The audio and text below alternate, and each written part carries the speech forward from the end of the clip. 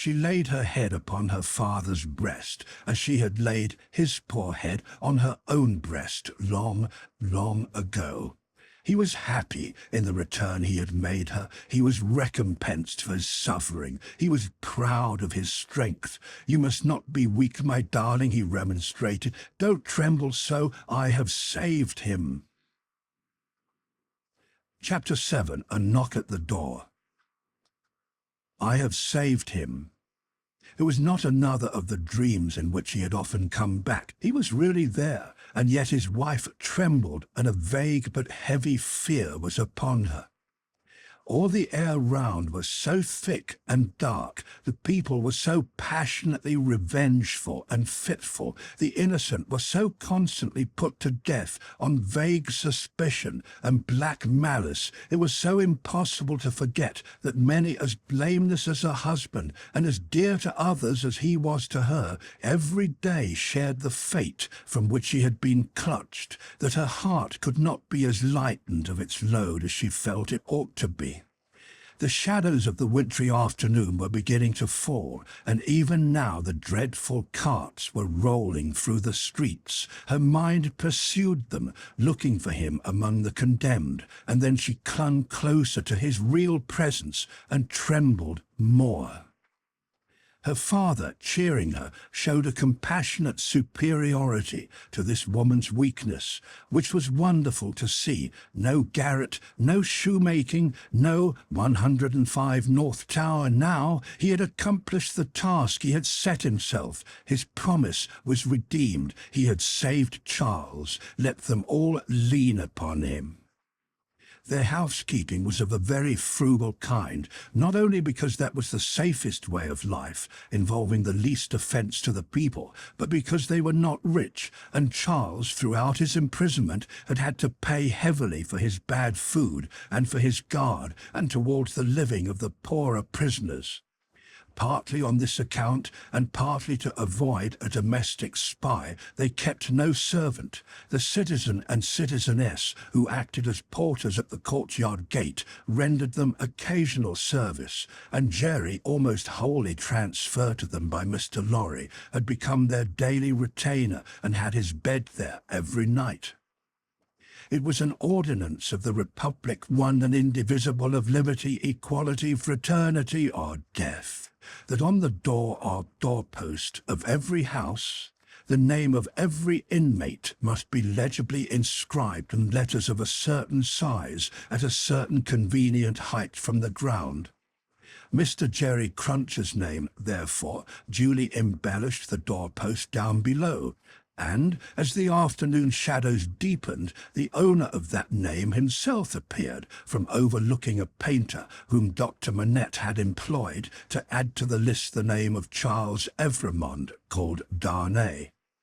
In the universal fear and distrust that darkened the time, all the usual harmless ways of life were changed. In the doctor's little household, as in very many others, the articles of daily consumption that were wanted were purchased every evening in small quantities and at various small shops, to avoid attracting notice and to give as little occasion as possible for talk and envy was the general desire.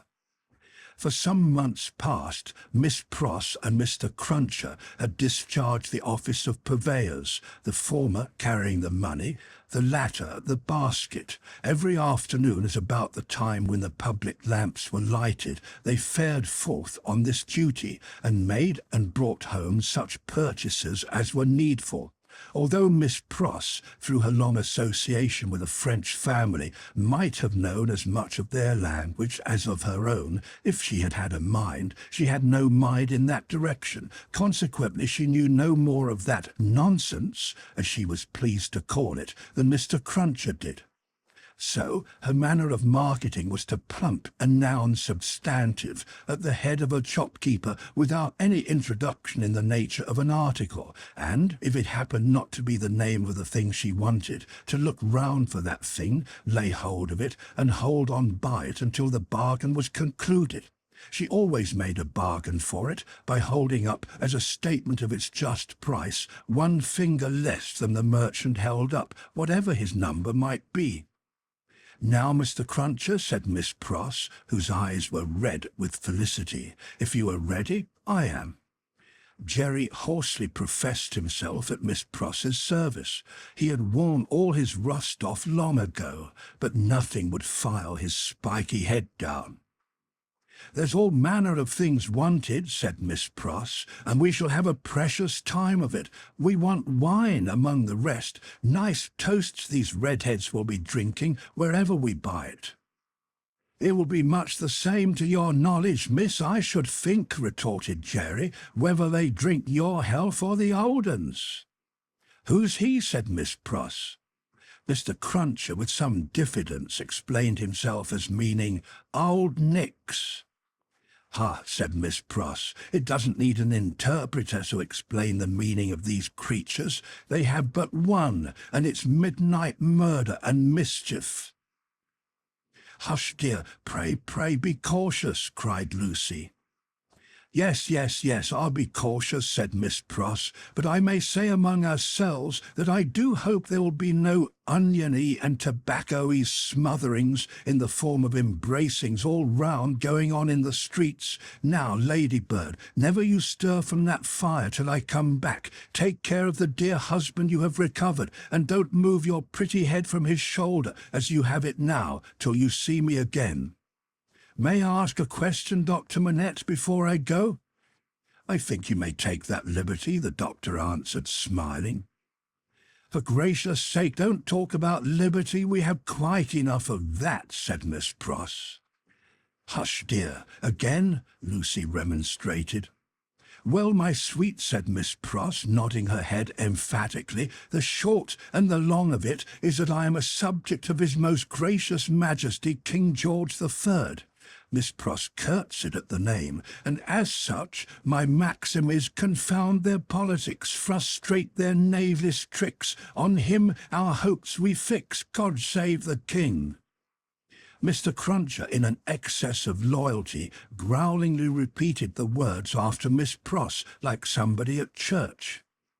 "I'm glad you have so much of the Englishman in you, that I wish you had never taken that cold in your voice," said Miss Pross, approvingly.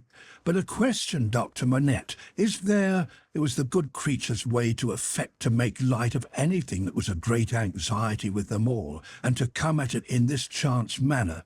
"Is there any prospect yet of our getting out of this place?" "I fear not yet. It would be dangerous for Charles yet."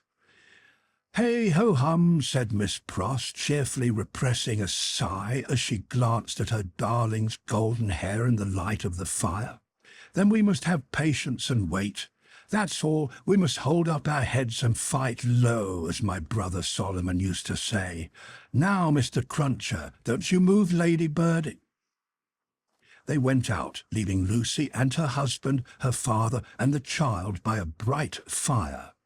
Mr. Lorry was expected back presently from the banking-house. Miss Pross had lighted the lamp, but had put it aside in a corner, that they might enjoy the firelight undisturbed. Little Lucie sat by her grandfather with her hands clasped through his arm, and he, in a tone not rising much above a whisper, began to tell her a story of a great and powerful fairy who had opened a prison wall and let out a captive who had once done the fairy a service. All was subdued and quiet, and Lucie was more at ease than she had been.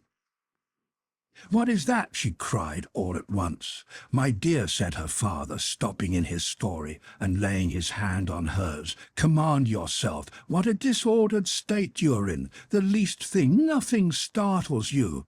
You, your father's daughter." "I thought, my father," said Lucie, excusing herself, with a pale face and in a faltering voice, "that I heard strange feet upon the stairs." "My love, the staircase is as still as death." As he said the word, a blow was struck upon the door. "Oh, father, what can this be? Hide Charles, save him!"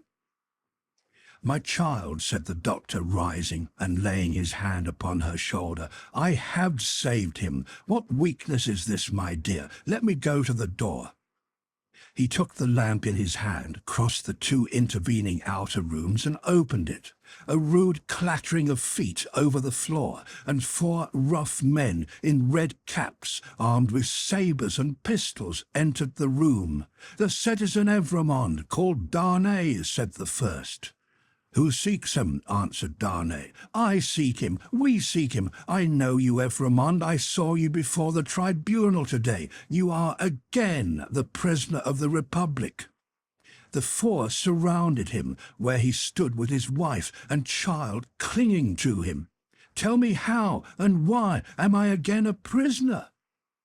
"It is enough that you return straight to the conciergerie, and will know tomorrow. You are summoned for tomorrow." Dr. Manette, whom this visitation had so turned into stone that he stood with the lamp in his hand as if he were a statue made to hold it, moved after these words were spoken, put the lamp down, and, confronting the speaker and taking him not ungently by the loose front of his red woolen shirt, said, "You know him, you have said. Do you know me?" "Yes, I know you, citizen doctor." "We all know you, citizen doctor," said the other 3. He looked abstractedly from one to another and said in a lower voice after a pause, "Will you answer his question to me then? How does this happen?" "Citizen doctor," said the first reluctantly, "he has been denounced to the section of Saint-Antoine. This citizen," pointing out the second who had entered, "is from Saint-Antoine." The citizen here indicated nodded his head and added, "He is accused by Saint-Antoine." "Of what?" asked the doctor. "Citizen doctor," said the first with his former reluctance, "ask no more. If the Republic demands sacrifices from you, without doubt you as a good patriot will be happy to make them. The Republic goes before all. The people is supreme. Evremond, we are pressed." "One word," the doctor entreated. "Will you tell me who denounced him?" "It is against rule," answered the first, "but you can ask him of Saint-Antoine here." The doctor turned his eyes upon that man, who moved uneasily on his feet, rubbed his beard a little, and at length said, "Well, truly it is against rule, but he is denounced and gravely by the citizen and citizeness Defarge, and by one other." "What other?" "Do you ask, citizen doctor?" "Yes." "Then," said he of Saint-Antoine with a strange look, "you will be answered tomorrow. Now I am done." Chapter 8. A Hand at Cards.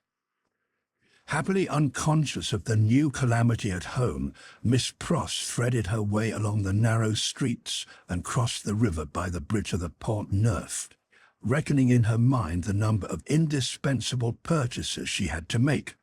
Mr. Cruncher, with the basket, walked at her right. They both looked to the right and to the left into most of the shops they passed, had a wary eye for all gregarious assemblages of people, and turned out of their road to avoid any very excited group of talkers. It was a raw evening, and the misty river, blurred to the eye with blazing lights and to the ear with harsh noises, showed where the barges were stationed in which the smiths worked making guns for the army of the Republic. Woe to the man who played tricks with that army or got undeserved promotion in it. Better for him that his beard had never grown, for the national razor shaved him close. Having purchased a few small articles of grocery and a measure of oil for the lamp, Miss Pross bethought herself of the wine they wanted. After peeping into several wine shops, she stopped at the side of the good Republican Brutus of antiquity, not far from the National Palace, once and twice the Tuileries, where the aspect of things rather took her fancy. It had a quieter look than any other place of the same description they had passed, and, though red with patriotic caps, was not so red as the rest. Sounding Mr. Cruncher and finding him of her opinion, Miss Pross resorted to the good Republican Brutus of antiquity, attended by her cavalier. Slightly observant of the smoky lights, of the people, pipe in mouth, playing with limp cards and yellow dominoes, of the one bare-breasted, bare-armed, soot-begrimed workman reading a journal aloud, and of the others listening to him, of the weapons worn or laid aside to be resumed, of the 2 or 3 customers fallen forward asleep, who in the popular, high-shouldered, shaggy black spencer looked, in that attitude, like slumbering bears or dogs. The 2 outlandish customers approached the counter and showed what they wanted. As their wine was measuring out, a man parted from another man in a corner and rose to depart. In going, he had to face Miss Pross. No sooner did he face her than Miss Pross uttered a scream and clapped her hands. In a moment the whole company were on their feet. That somebody was assassinated by somebody vindicating a difference of opinion was the likeliest occurrence. Everybody looked to see somebody fall, but only saw a man and a woman standing staring at each other, the man with all the outward aspect of a Frenchman and a thorough republican, the woman evidently English. What was said in this disappointing anticlimax by the disciples of the good republican Brutus of antiquity, except that it was something very voluble and loud, would have been as so much Hebrew or Chaldean to Miss Pross and her protector, though they had been all ears. But they had no ears for anything in their surprise, for it must be recorded that not only was Miss Pross lost in amazement and agitation, but Mr. Cruncher, though it seemed on his own separate and individual account, was in a state of the greatest wonder. "What is the matter?" said the man who had caused Miss Pross to scream, speaking in a vexed, abrupt voice, though in a low tone, and in English. "Oh, Solomon, dear Solomon!" cried Miss Pross, clapping her hands again. "After not setting eyes upon you or hearing of you for so long a time, do I find you here?" "Don't call me Solomon. Do you want to be the death of me?" asked the man in a furtive, frightened way. "Brother, brother!" cried Miss Pross, bursting into tears. "Have I ever been so hard with you that you asked me such a cruel question?" "Then hold your meddlesome tongue," said Solomon, "and come out if you want to speak to me. Pay for your wine and come out. Who's this man?" Miss Pross, shaking her loving and dejected head at her by no means affectionate brother, said through her tears, "Mr. Cruncher." "Let him come out too," said Solomon. "Does he think me a ghost?" Apparently Mr. Cruncher did, to judge from his looks. He said not a word, however, and Miss Pross, exploring the depths of her reticule through her tears with great difficulty, paid for her wine. As she did so, Solomon turned to the followers of the good republican Brutus of antiquity, and offered a few words of explanation in the French language, which caused them all to relapse into their former places and pursuits. "Now," said Solomon, stopping at the dark street corner, "what do you want?" "How dreadfully unkind in a brother nothing has ever turned my love away from," cried Miss Pross, "to give me such a greeting and show me no affection." "There, confound it, there," said Solomon, making a dab at Miss Pross's lips with his own. "Now, you content?" Miss Pross only shook her head and wept in silence.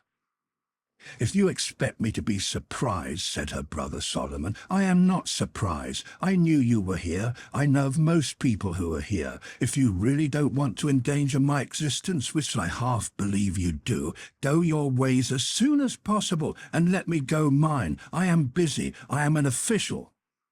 "My English brother Solomon," mourned Miss Pross, casting up her tear-fraught eyes, "that had the makings in him of one of the best and greatest of men in his native country, an official among foreigners, and such foreigners!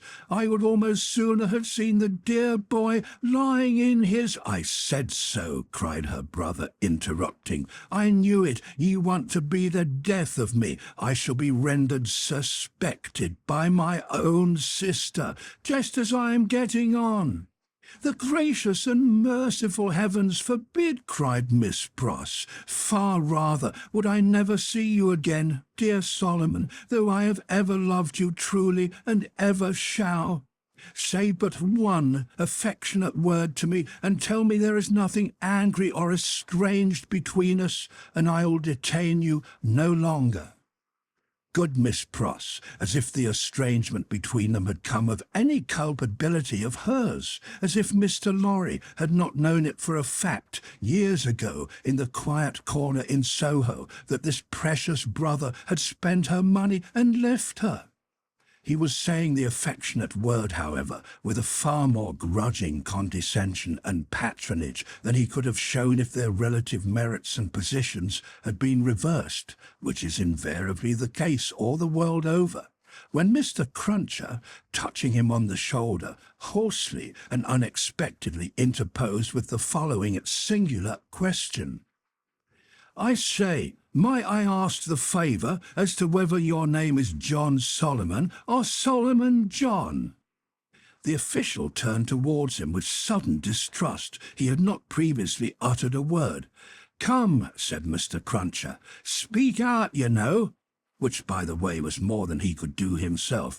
"John Solomon or Solomon John? She calls you Solomon, and she must know, being your sister, and I know you're John, you know. Which of the two goes first? And regarding that name of Pross, likewise, that weren't your name over the water." "What do you mean?" "Well, I don't know all I mean, for I can't call to mind what your name was over the water." "No, but I'll swear it was a name of 2 syllables. "Indeed?" "Yes. T'other one's was 1 syllable. I know you. You was a spy, witness at the Bailey." "What, in the name of the father of lies, own father to yourself, was you called at that time?" "Barsad," said another voice, striking in. "That's the name for £1,000, cried Cherry. The speaker who struck in was Sidney Carton. He had his hands behind him under the skirts of his riding coat, and he stood at Mr. Cruncher's elbow as negligently as he might have stood at the Old Bailey itself. "Don't be alarmed, my dear Miss Pross. I arrived at Mr. Lorry's, to his surprise, yesterday evening. We agreed that I would not present myself elsewhere until all was well, or unless I could be useful. I present myself here to beg a little talk with your brother. I wish you had a better employed brother than Mr. Barsad. I wish for your sake Mr. Barsad was not a sheep of the prisons." Sheep was a cant word of the time for a spy. Under the jailers, the spy, who was pale, turned paler and asked him how he dared. "I'll tell you," said Sidney. "I lighted on you, Mr. Barsad, coming out of the prison of the conciergerie while I was contemplating the walls an hour or more ago. You have a face to be remembered, and I remember faces well, made curious by seeing you in that connection, and having a reason, to which you are no stranger, for associating you with the misfortunes of a friend now very unfortunate. I walked in your direction. I walked into the wine shop here close after you, and sat near you. I had no difficulty in deducing from your unreserved conversation and the rumour openly going about among your admirers the nature of your calling. And, gradually, what I had done at random seemed to shape itself into a purpose, Mr. Barsad." "What purpose?" the spy asked. "It will be troublesome and might be dangerous to explain in the street. Could you favour me in confidence with some minutes of your company at the office of Tellson's Bank, for instance?" "Under a threat? Oh, did I say that? Then why would I go there?" "Really, Mr. Barsad, I can't say if you can't." "Do you mean that you won't say, sir?" the spy irresolutely asked. "You apprehend me very clearly, Mr. Barsad. I won't." Carton's negligent recklessness of manner came powerfully in aid of his quickness and skill in such a business as he had in his secret mind, and with such a man as he had to do with. His practised eye saw it and made the most of it. "Now, I told you so," said the spy, casting a reproachful look at his sister. "If any trouble comes of this, it's your doing." Come, come, Mr. Barsad, explained Sidney. Don't be ungrateful, but for my great respect for your sister, I might not have led up so pleasantly to a little proposal that I wish to make for our mutual satisfaction. Do you go with me to the bank? I'll hear what you've got to say. Yes, I'll go with you. I propose that we first conduct your sister safely to the corner of her own street. Let me take your arm, Miss Pross. This is not a good city at this time for you to be out in unprotected, and as your escort knows Mr. Barsad, I will invite him to Mr. Lorry's with us. Are we ready? Come then.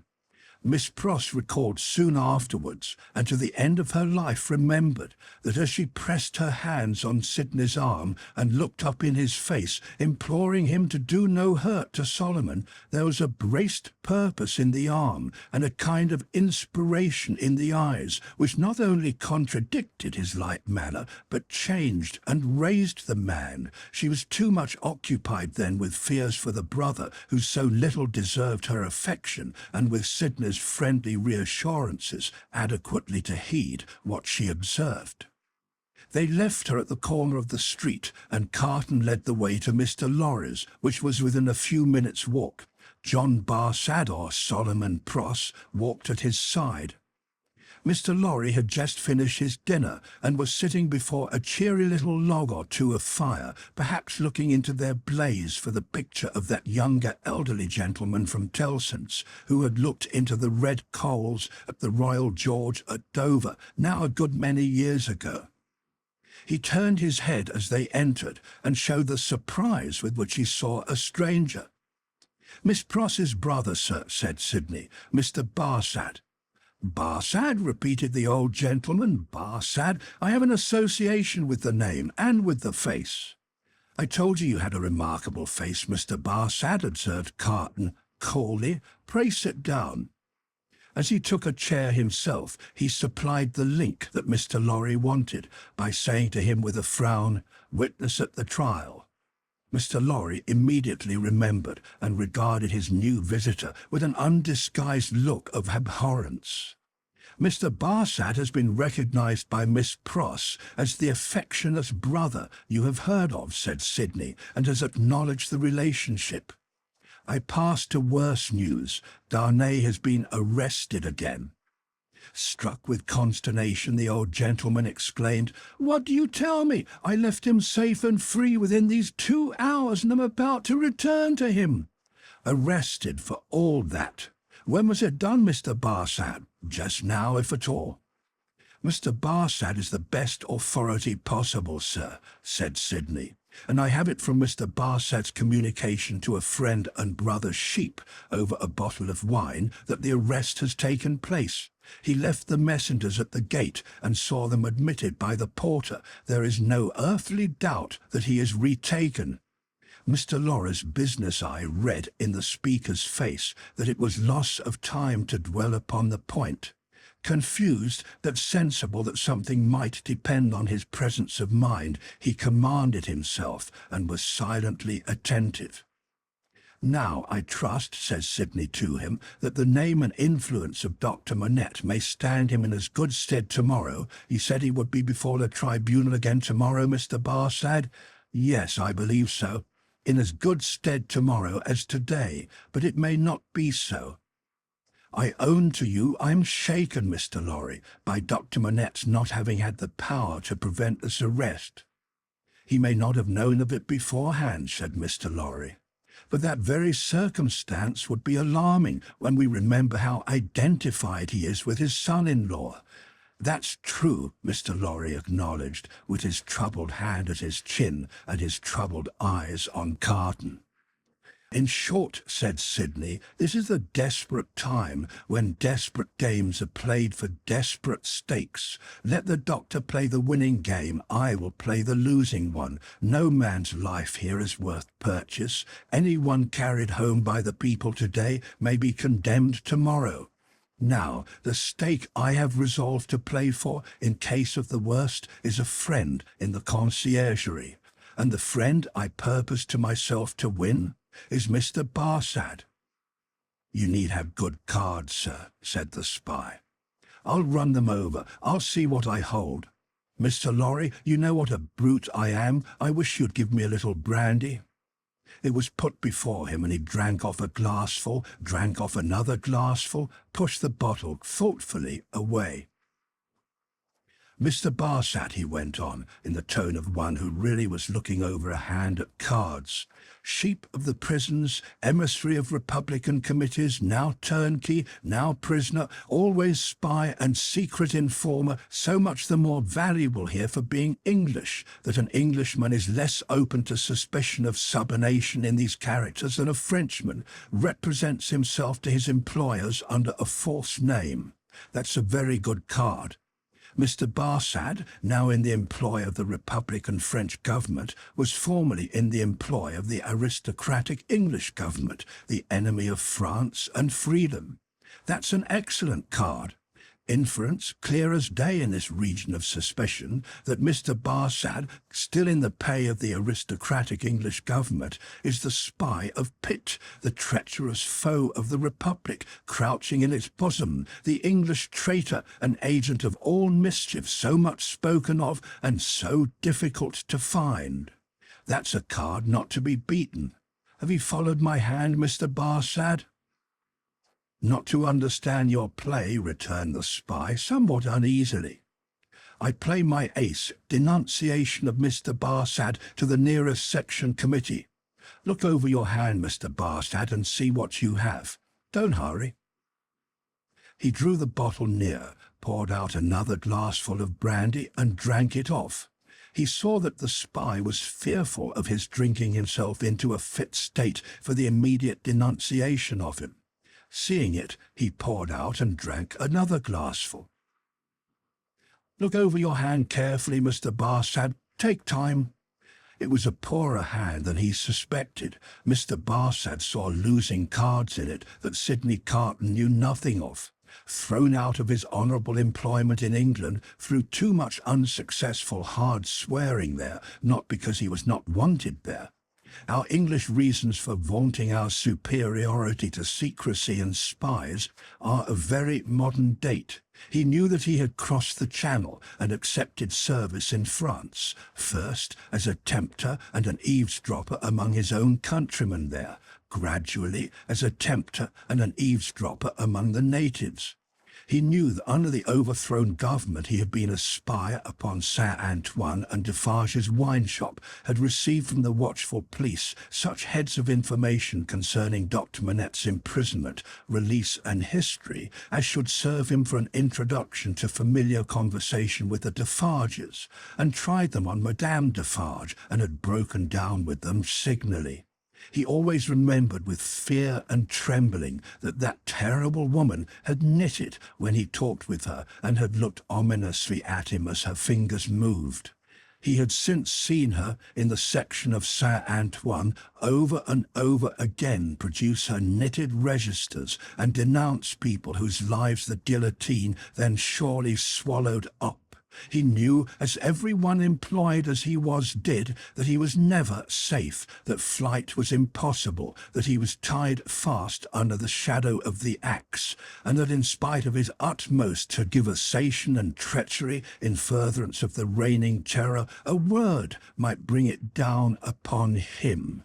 Once denounced, and on such grave grounds as had just now been suggested to his mind, he foresaw that the dreadful woman of whose unrelenting character he had seen many proofs would produce against him that fatal register, and would quash his last chance of life.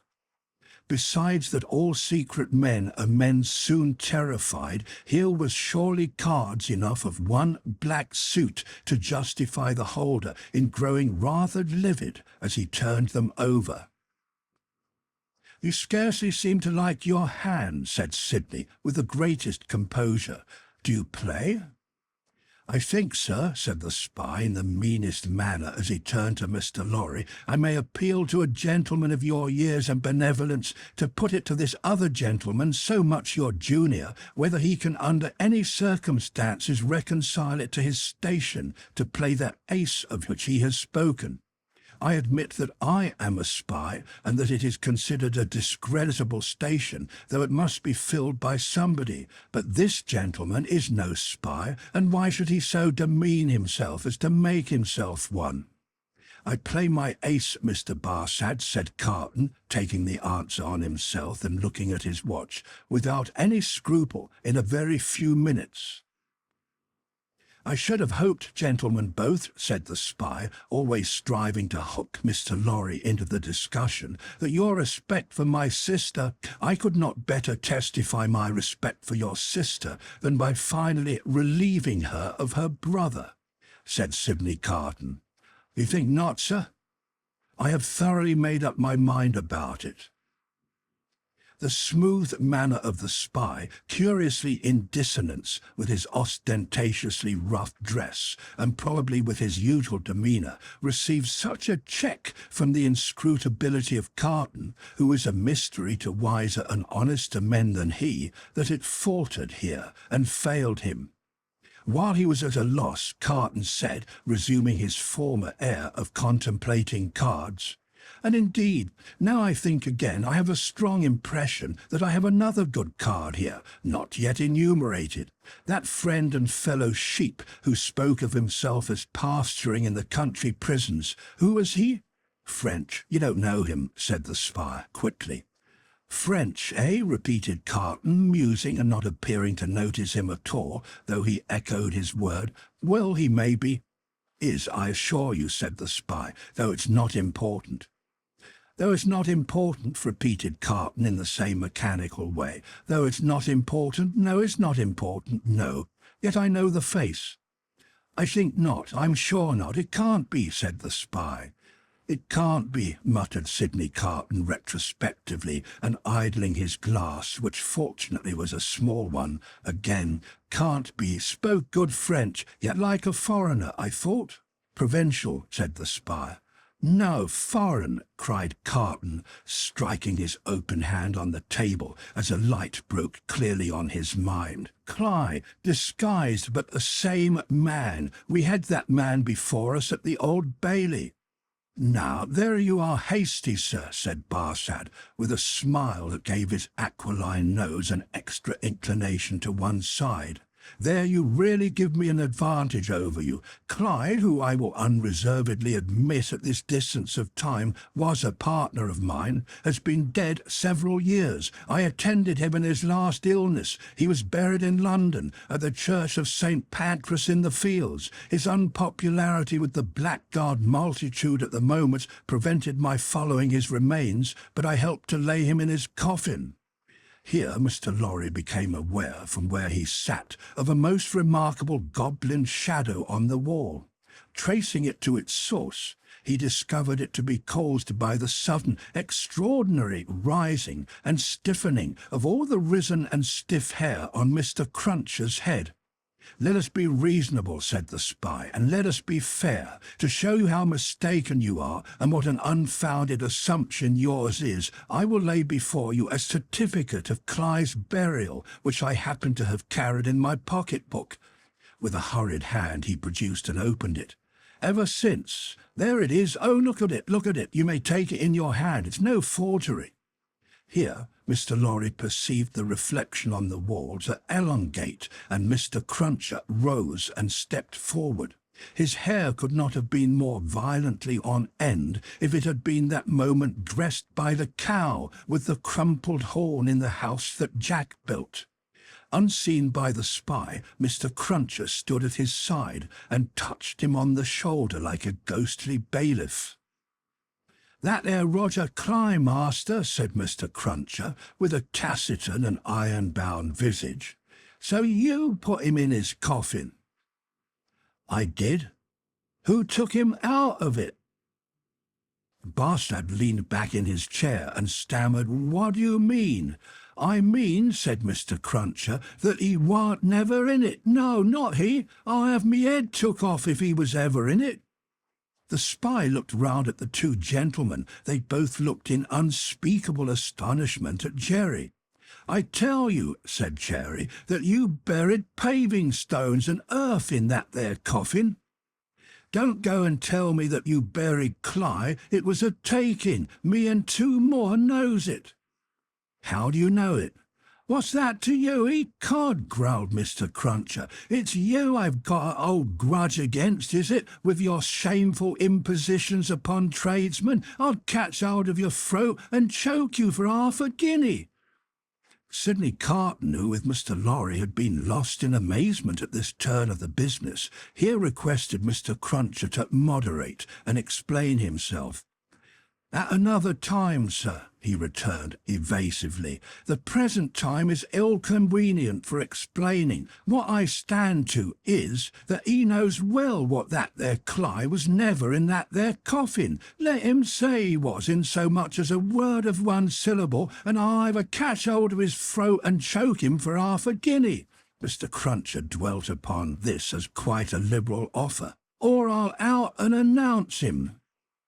"Humph, I see one thing," said Carton. "I hold another card, Mr. Barsad. Impossible here in raging Paris, with suspicion filling the air, for you to outlive denunciation when you are in communication with another aristocratic spy of the same antecedents as yourself, who, moreover, has the mystery about him of having feigned death and come to life again. A plot in the prisons of the foreigner against the Republic, a strong card, a certain guillotine card. Do you play?" "No," returned the spy. "I throw up. I confess that we were so unpopular with the outrageous mob that I only got away from England at the risk of being ducked to death, and that Cly was so ferreted up and down that he never would have got away at all but for that sham. Though how this man knows it was a sham is a wonder of wonders to me." "Never you trouble your head about this man," retorted the contentious Mr. Cruncher. "You'll have trouble enough with giving your attention to that gentleman. And look here, once more." Mr. Cruncher could not be restrained from making rather an ostentatious parade of his liberality.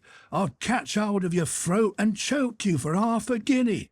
The sheep of the prisons turned from him to Sidney Carton, and said with more decision, "It has come to a point. I go on duty soon, and can't overstay my time. You told me you had a proposal. What is it? Now, it is of no use asking too much of me. Ask me to do anything in my office, putting my head in great extra danger, and I'd better trust my life to the chances of a refusal than the chances of consent. In short, I should make that choice. You talk of desperation. We are all desperate here. Remember, I may denounce you if I think proper, and I can swear my way through stone walls, and so can others. Now, what do you want with me?" "Not very much. You are a turnkey at the conciergerie? I tell you once for all, there's no such thing as an escape possible," said the spy firmly. "Why need you tell me what I have not asked? You're a turnkey at the conciergerie?" "I am sometimes." "You can be when you choose?" "I can pass in and out when I choose." Sidney Carton filled another glass with brandy, poured it slowly out upon the hearth, and watched it as it dropped. It being all spent, he said, rising, "So far we have spoken before these two, because it was as well that the merits of the card should not rest solely between you and me. Come into the dark room here, and let us have one final word, alone." Chapter 9. The Game Made.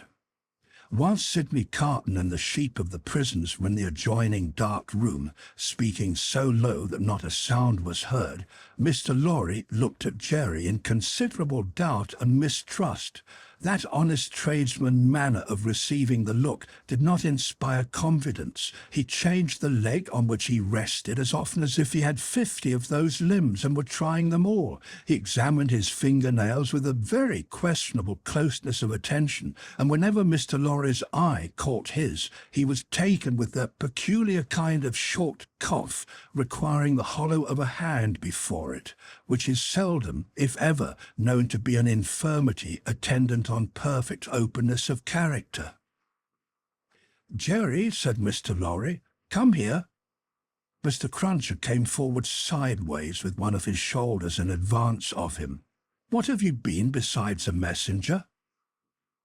After some cogitation accompanied with an intent look at his patron, Mr. Cruncher conceived the luminous idea of replying, "Agricultural character." "My mind misgives me much," said Mr. Lorry, angrily shaking a forefinger at him, "that you have used the respectable and great house of Tellson's as a blind, and that you have had an unlawful occupation of an infamous description. If you have, don't expect me to befriend you when you get back to England. If you have, don't expect me to keep your secret. Tellson shall not be imposed upon." "I hope, sir," pleaded the abashed Mr. Cruncher, "that a gentleman like yourself, what I've had the honour of odd jobbing till I'm grey at it, would think twice about arming of me, even if it was so. I don't say it is, but even if it was. And which it is to be took into account that if it was, it wouldn't even then be all on one side. There'd be two sides to it.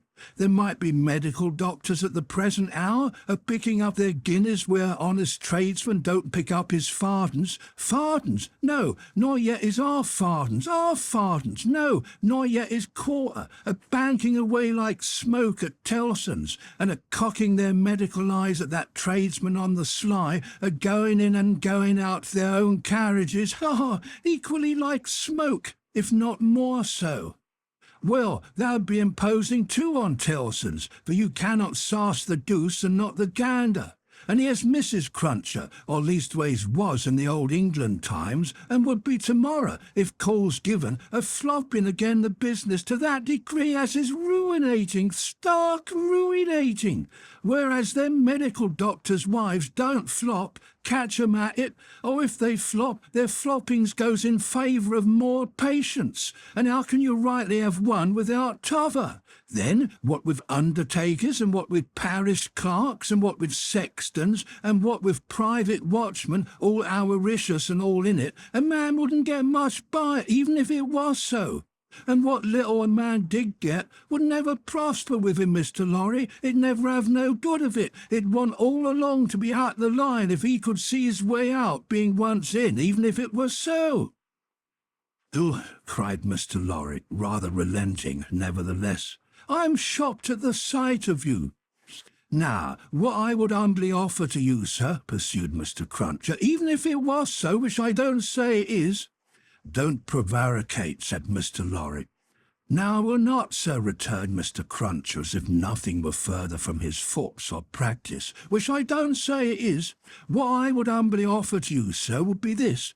Upon that there stall, at that there bar, sets that there boy of mine, brought up and growed up to be a man, what will errand you, message you, general light job you, till your heels is where your head is, if such should be your wishes. If it was so, which I still don't say it is, for I will not prevaricate to you, sir, let that there boy keep his father's place, and take care of his mother. Don't blow upon that boy's father. Do not do it, sir, and let that father go into the line of the regular digging, and make amends for what he would have undone, if it was so, by digging of 'em in with a will, and with conwictions respecting the future keeping of 'em safe. That, Mr. Lorry," said Mr. Cruncher, wiping his forehead with his arm, as an announcement that he had arrived at the peroration of his discourse, "is what I would respectfully offer to you, sir. A man don't see all this here a-going on dreadful round him in the way of subjects without heads, dear me, plentiful enough for to bring the price down, a porterage, and hardly that, without having his serious faults of things. And these here would be mine, if it was so, entreating of you for to bear in mind that what I said just now, I up and said in the good cause where I might have kept it back." "That at least is true," said Mr. Lorry. "Say no more now. It may be that I shall yet stand your friend, if you deserve it, and repent in action, not in words. I want no more words." Mr. Cruncher knuckled his forehead as Sidney Carton and the spy returned from the dark room. "Adieu, Mr. Barsad," said the former. "Our arrangement thus made, you have nothing to fear from me." He sat down in a chair on the hearth, over against Mr. Lorry. When they were alone, Mr. Lorry asked him what he had done. "Not much. If it shall go ill with the prisoner, I have ensured access to him, once." Mr. Lorry's countenance fell. "It is all I could do," said Carton. "To propose too much would be to put this man's head under the axe, and, as he himself said, nothing worse could happen to him if he were denounced. It was obviously the weakness of the position. There is no help for it." "But access to him," said Mr. Lorry, "if it should go ill before the tribunal, will not save him." "I never said it would." Mr. Lorry's eyes gradually sought the fire. His sympathy with his darling and the heavy disappointment of his second arrest gradually weakened them. He was an old man now, overborne with anxiety of late, and his tears fell. "You are a good man and a true friend," said Carton in an altered voice. "Forgive me if I notice that you are affected. I could not see my father weep and sit by careless, and I could not respect your sorrow more if you were my father.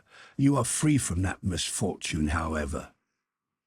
Though he said the last words with a slip into his usual manner, there was a true feeling and respect, both in his tone and in his touch, that Mr. Lorry, who had never seen the better side of him, was wholly unprepared for. He gave him his hand, and Carton gently pressed it. "To return to poor Darnay," said Carton, "don't tell her of this interview or this arrangement. It would not enable her to go to see him. She might think it was contrived, in case of the worst, to convey to him the means of anticipating the sentence." Mr. Lorry had not thought of that, and he looked quickly at Carton to see if it were in his mind. It seemed to be. He returned the look and evidently understood it. "She might think 1,000 things," Carton said, "and any of them would only add to her trouble. Don't speak of me to her. As I said to you when I first came, I had better not see her. I can put my hand out to do any little helpful work for her that my hand can find to do without that. You're going to her, I hope? She must be very desolate tonight." "I'm going now, directly." "I'm glad of that. She has such a strong attachment to you and reliance on you. How does she look?" "Anxious and unhappy, but very beautiful." "Ah." It was a long, grieving sound, like a sigh, almost like a sob. It attracted Mr. Lorry's eyes to Carton's face, which was turned to the fire. A light, or a shade, the old gentleman could not have said which, passed from it as swiftly as a change will sweep over a hillside on a wild, bright day, and he lifted his foot to put back one of the little flaming logs, which was tumbling forward. He wore the white riding-coat and top boots then in vogue, and the light of the fire touching their light surfaces made him look very pale, with his long brown hair, all untrimmed, hanging loose about him. His indifference to fire was sufficiently remarkable to elicit a word of remonstrance from Mr. Lorry. His boot was still upon the hot embers of the flaming log when it had broken under the weight of his foot. "I forgot it," he said. Mr. Lorry's eyes were again attracted to his face. Taking note of the wasted air which clouded the naturally handsome features, and having the expression of prisoners' faces fresh in his mind, he was strongly reminded of that expression.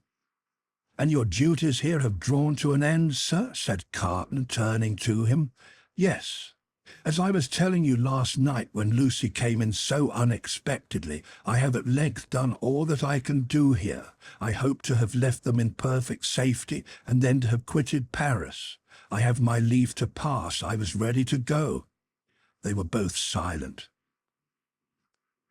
"Yours is a long life to look back upon, sir," said Carton wistfully. "I'm in my 78th year." "You have been useful all your life, steadily and constantly occupied, trusted, respected, and looked up to?" "I have been a man of business ever since I have been a man. Indeed, I may say that I was a man of business when a boy." "See what a place you fill at 78. How many people will miss you when you leave it empty?" "A solitary old bachelor," answered Mr. Lorry, shaking his head. "There is nobody to weep for me." "How can you say that? Wouldn't she weep for you? Wouldn't her child?" Yes, thank God. I didn't quite mean what I said." "It is a thing to thank God for, is it not?" Surely. If you could say with truth to your own solitary heart tonight, I have secured to myself the love and attachment, the gratitude or respect of no human creature. I have won myself a tender place in no regard. I have done nothing good or serviceable to be remembered by. Your 78 years would be 78 heavy curses, would they not? You say truly, Mr. Carton. I think they would be. Sidney turned his eyes again upon the fire, and, after a silence of a few moments, said, I should like to ask you, does your childhood seem far off? Do the days when you sat at your mother's knee seem days of very long ago? Responding to his softened manner, Mr. Lorry answered, 20 years back, yes. At this time of my life, no. For, as I draw closer and closer to the end, I travel in the circle, nearer and nearer to the beginning. It seems to be one of the kind smoothings and preparing of the way. My heart is touched now by many remembrances that had long fallen asleep of my pretty young mother and I so old, and by many associations of the days when what we called the world was not so real with me, and my faults were not confirmed in me. I understand the feeling, exclaimed Carton with a bright flush. And you are the better for it?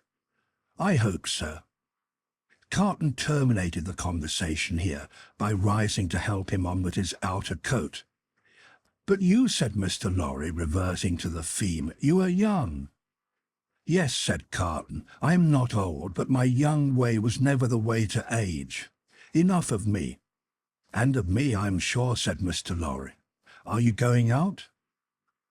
I'll walk with you to Herd Gate. You know my vagabond and restless habits. If I should prowl about the streets a long time, don't be uneasy. I shall reappear in the morning.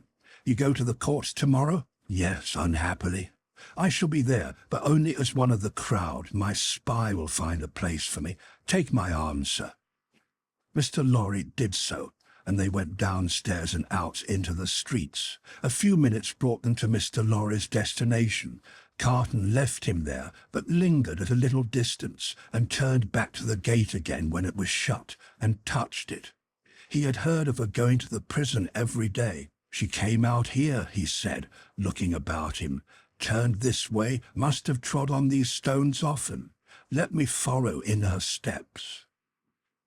It was 10 o'clock at night when he stood before the prison of La Force, where she had stood hundreds of times. A little wood sawyer, having closed his shop, was smoking his pipe at his shop door. "Good night, citizen," said Sidney Carton, pausing in going by, for the man eyed him inquisitively. "Good night, citizen. How goes the Republic?" "You mean the guillotine? Not ill. 63 today. We shall mount to 100 soon. Sampson and his men complain sometimes of being exhausted. He is so droll, that Sampson, such a barber." "Do you often go to see him shave?" "Always, every day. What a barber! You have seen him at work?" "Never. Never.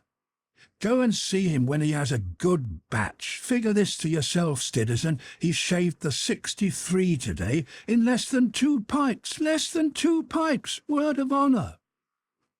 As the grinning little man held up the pipe he was smoking to explain how he timed the executioner, Carton was so sensible of a rising desire to strike the life out of him that he turned away. "But you are not English," said the wood sawyer, "though you wear English dress." "Yes," said Carton, pausing again and answering over his shoulder. "You speak like a Frenchman. I'm an old student here. Aha, a perfect Frenchman. Good night, Englishman." "Good night, citizen." "But go and see that droll dog," the little man persisted, calling after him, "and take a pipe with you." Sidney had not gone far out of sight when he stopped in the middle of the street under a glimmering lamp and wrote with his pencil on a scrap of paper, Then, traversing with the decided step of one who remembered the way well, several dark and dirty streets, much dirtier than usual, for the best public thoroughfares remained uncleansed in those times of terror, he stopped at a chemist's shop which the owner was closing with his own hands. A small, dim, crooked shop, kept in a tortuous uphill thoroughfare by a small, dim, crooked man. Giving this citizen, too, good night, as he confronted him at his counter, he laid the scrap of paper before him. Phew, the chemist whistled softly as he read it. Hi, hi, hi! Sidney Carton took no heed, and the chemist said, For you, citizen? For me. You'll be careful to keep them separate, citizen. You know the consequence of mixing them? Perfectly. Certain small packets were made and given to him. He put them one by one in the breast of his inner coat, counted out the money for them, and deliberately left the shop. There was nothing more to do, said he, glancing upward at the moon, until tomorrow. I can't sleep. It was not a reckless manner, the manner in which he said these words aloud under the fast-sailing clouds, nor was it more expressive of negligence than defiance. It was the settled manner of a tired man who had wandered and struggled and got lost, but who at length struck into his road and saw its end. Long ago, when he had been famous among his earliest competitors as the youth of great promise, he had followed his father to the grave. His mother had died years before. These solemn words, which had been read at his father's grave, arose in his mind as he went down the dark streets, among the heavy shadows, with the moon and the clouds sailing on high above him. I am the resurrection and the life, saith the Lord. He that believeth in me, though he were dead, yet shall he live. And whosoever liveth and believeth in me shall never die. In a city dominated by the axe, alone at night, with natural sorrow rising in him for the 63 who had been that day put to death, and for tomorrow's victims then awaiting their doom in the prisons, and still of tomorrows and tomorrows, the chain of association that brought the words home, like a rusty old ship's anchor from the deep, might have been easily found. He did not seek it, but repeated them and went on. With a solemn interest in the lighted windows where the people were going to rest, forgetful through a few calm hours of the horrors surrounding them, in the towers of the churches where no prayers were said, for the popular revulsion had even travelled that length of self-destruction from years of priestly impostors, plunderers and profligates.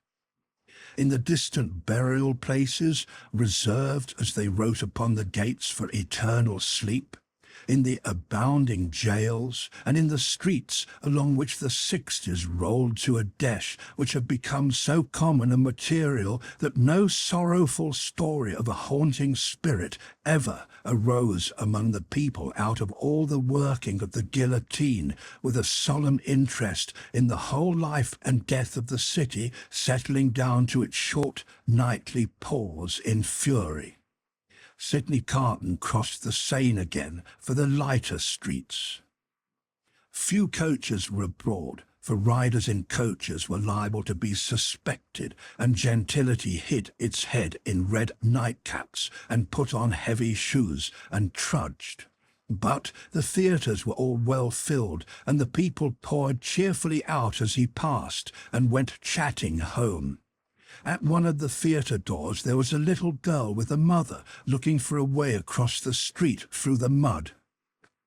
He carried the child over, and before the timid arm was loosed from his neck, asked her for a kiss. I am the resurrection and the life, saith the Lord. He that believeth in me, though he were dead, yet shall he live. And whosoever liveth and believeth in me shall never die.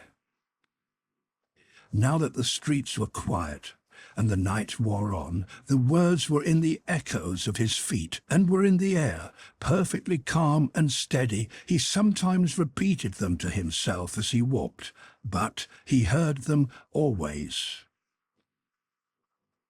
The night wore out, and as he stood upon the bridge, listening to the water as it splashed the river walls of the island of Paris, where the picturesque confusion of houses and cathedral shone bright in the light of the moon, the day came coldly, looking like a dead face out of the sky. Then the night, with the moon and the stars, turned pale and died, and for a little while it seemed as if creation were delivered over to death's dominion. But the glorious sun, rising, seemed to strike those words, that burden of the night, straight and warm to his heart in its long, bright rays. And looking along them with reverently shaded eyes, a bridge of light appeared to span the air between him and the sun, while the river sparkled under it. The strong tide, so swift, so deep and certain, was like a congenial friend in the morning stillness. He walked by the stream, far from the houses, and in the light and warmth of the sun fell asleep on the bank. When he awoke and was afoot again, he lingered there yet a little longer, watching an eddy that turned and turned, purposeless, until the stream absorbed it and carried it on to the sea. Like me, a trading boat with a sail of the softened colour of a dead leaf then glided into his view, floated by him and died away. As its silent track in the water disappeared, the prayer that had broken up out of his heart for a merciful consideration of all his poor blindnesses and errors ended in the words, "I am the resurrection and the life." Mr. Lorry was already out when he got back, and it was easy to surmise where the good old man was gone. Sidney Carton drank nothing but a little coffee, ate some bread, and, having washed and changed to refresh himself, went out to the place of trial. The court was all astir and abuzz when the black sheep, whom many fell away from in dread, pressed him into an obscure corner among the crowd. Mr. Lorry was there, and Dr. Manette was there. She was there, sitting beside her father. When her husband was brought in, she turned a look upon him, so sustaining, so encouraging, so full of admiring love and pitying tenderness, yet so courageous for his sake, that it called the healthy blood into his face, brightened his glance, and animated his heart. If there had been any eyes to notice the influence of her look on Sidney Carton, it would have been seen to be the same influence exactly. Before that unjust tribunal there was little or no order of procedure ensuring to any accused person any reasonable hearing. There could have been no such revolution if all laws, forms, and ceremonies had not first been so monstrously abused that the suicidal vengeance of the revolution was to scatter them all to the winds. Every eye was turned to the jury, the same determined patriots and good republicans as yesterday and the day before and tomorrow and the day after. Eager and prominent among them, one man with a craving face and his fingers perpetually hovering about his lips, whose appearance gave great satisfaction to the spectators, a life-thirsting, cannibal-looking, bloody-minded juryman, the Jacques III of Saint-Antoine. The whole jury as a jury of dogs impanelled to try the deer. Every eye then turned to the 5 judges and the public prosecutor, no favourable leaning in that quarter today. A fell, uncompromising, murderous business meaning there. Every eye then sought some other eye in the crowd and gleamed at it approvingly, and heads nodded at one another before bending forward with a strained attention. Charles Evremond, called Darnay, released yesterday, reaccused and retaken yesterday, indictment delivered to him last night, suspected and denounced, enemy of the Republic, aristocrat, one of a family of tyrants, one of a race proscribed, for that they had used their abolished privileges to the infamous oppression of the people. Charles Evremond, called Darnay, in right of such prescription, absolutely dead in law. To this effect, in as few or fewer words, the public prosecutor. The president asked, was the accused openly denounced or secretly? Openly, President. By whom? Three voices, Ernest Defarge, wine vendor of Saint-Antoine. Good. Thérèse Defarge, his wife. Good. Alexandre Manette, physician. A great uproar took place in the court, and in the midst of it Dr. Manette was seen pale and trembling, standing where he had been seated. President, I indignantly protest to you that this is a forgery and a fraud. You know the accused to be the husband of my daughter, and those dear to her, are far dearer to me than my life. Who and where is the false conspirator who says that I denounce the husband of my child? Citizen Manette, be tranquil. To fail in submission to the authority of the tribunal would be to put yourself out of law. As to what is dearer to you than life, nothing can be so dear to a good citizen as the Republic. Loud acclamations hailed this rebuke. The president rang his bell, and with warmth resumed. If the Republic should demand of you the sacrifice of your child herself, you would have no duty but to sacrifice her. Listen to what is to follow. In the meanwhile, be silent. Frantic acclamations were again raised. Dr. Manette sat down, with his eyes looking around and his lips trembling. His daughter drew closer to him. The craving man on the jury rubbed his hands together and restored the usual hand to his mouth. Defarge was produced when the court was quiet enough to admit of his being heard, and rapidly expounded the story of the imprisonment, and of his having been a mere boy in the doctor's service, and of the release, and of the state of the prisoner when released and delivered to him. This short examination followed, for the court was quick with its work. You did good service at the taking of the Bastille, citizen? I believe so. Here an excited woman screeched from the crowd. You were one of the best patriots there. Why not say so? You were cannoneer that day there, and you were among the first to enter the accursed fortress when it fell. Patriots, I speak the truth.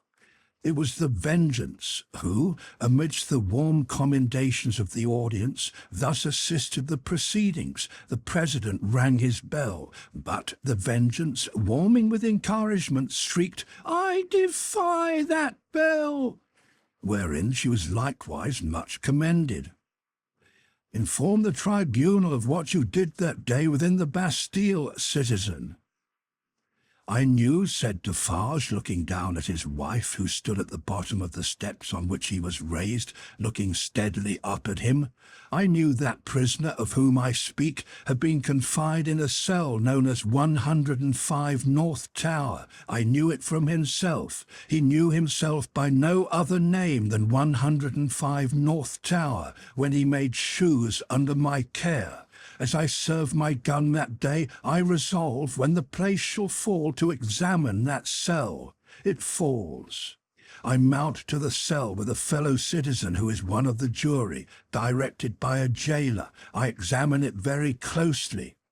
In a hole in the chimney where a stone has been worked out and replaced, I find a written paper. This is that written paper. I have made it my business to examine some specimens of the writing of Dr. Manette. This is the writing of Dr. Manette. I confide this paper in the writing of Dr. Manette to the hands of the president. Let it be read. In a dead silence and stillness, the prisoner under trial looking lovingly at his wife only looking from him to look with solicitude at her father, Dr. Manette keeping his eyes fixed on the reader, Madame Defarge never taking hers from the prisoner, Defarge never taking his from his feasting wife, and all the other eyes there intent upon the doctor, who saw none of them. The paper was read as follows. Chapter 10. The Substance of the Shadow. I, Alexandre Manette, unfortunate physician, native of Beauvais and afterwards resident in Paris, write this melancholy paper in my doleful cell in the Bastille during the last month of the year 1767. I write it at stolen intervals under every difficulty. I design to secrete it into the wall of the chimney, where I have slowly and laboriously made a place of concealment for it. Some pitying hand may find it there, when I and my sorrows are dust. These words are formed by the rusty iron point with which I write with difficulty in scrapings of soot and charcoal from the chimney, mixed with blood in the last month of the 10th year of my captivity. Hope has quite departed from my breast. I know from terrible warnings I have noted in myself that my reason will not long remain unimpaired, but I solemnly declare that I am at this time in the possession of my right mind, that my memory is exact and circumstantial, and that I write the truth, as I shall answer for these my last recorded words, whether they be ever read by men or not, at the eternal judgment seat.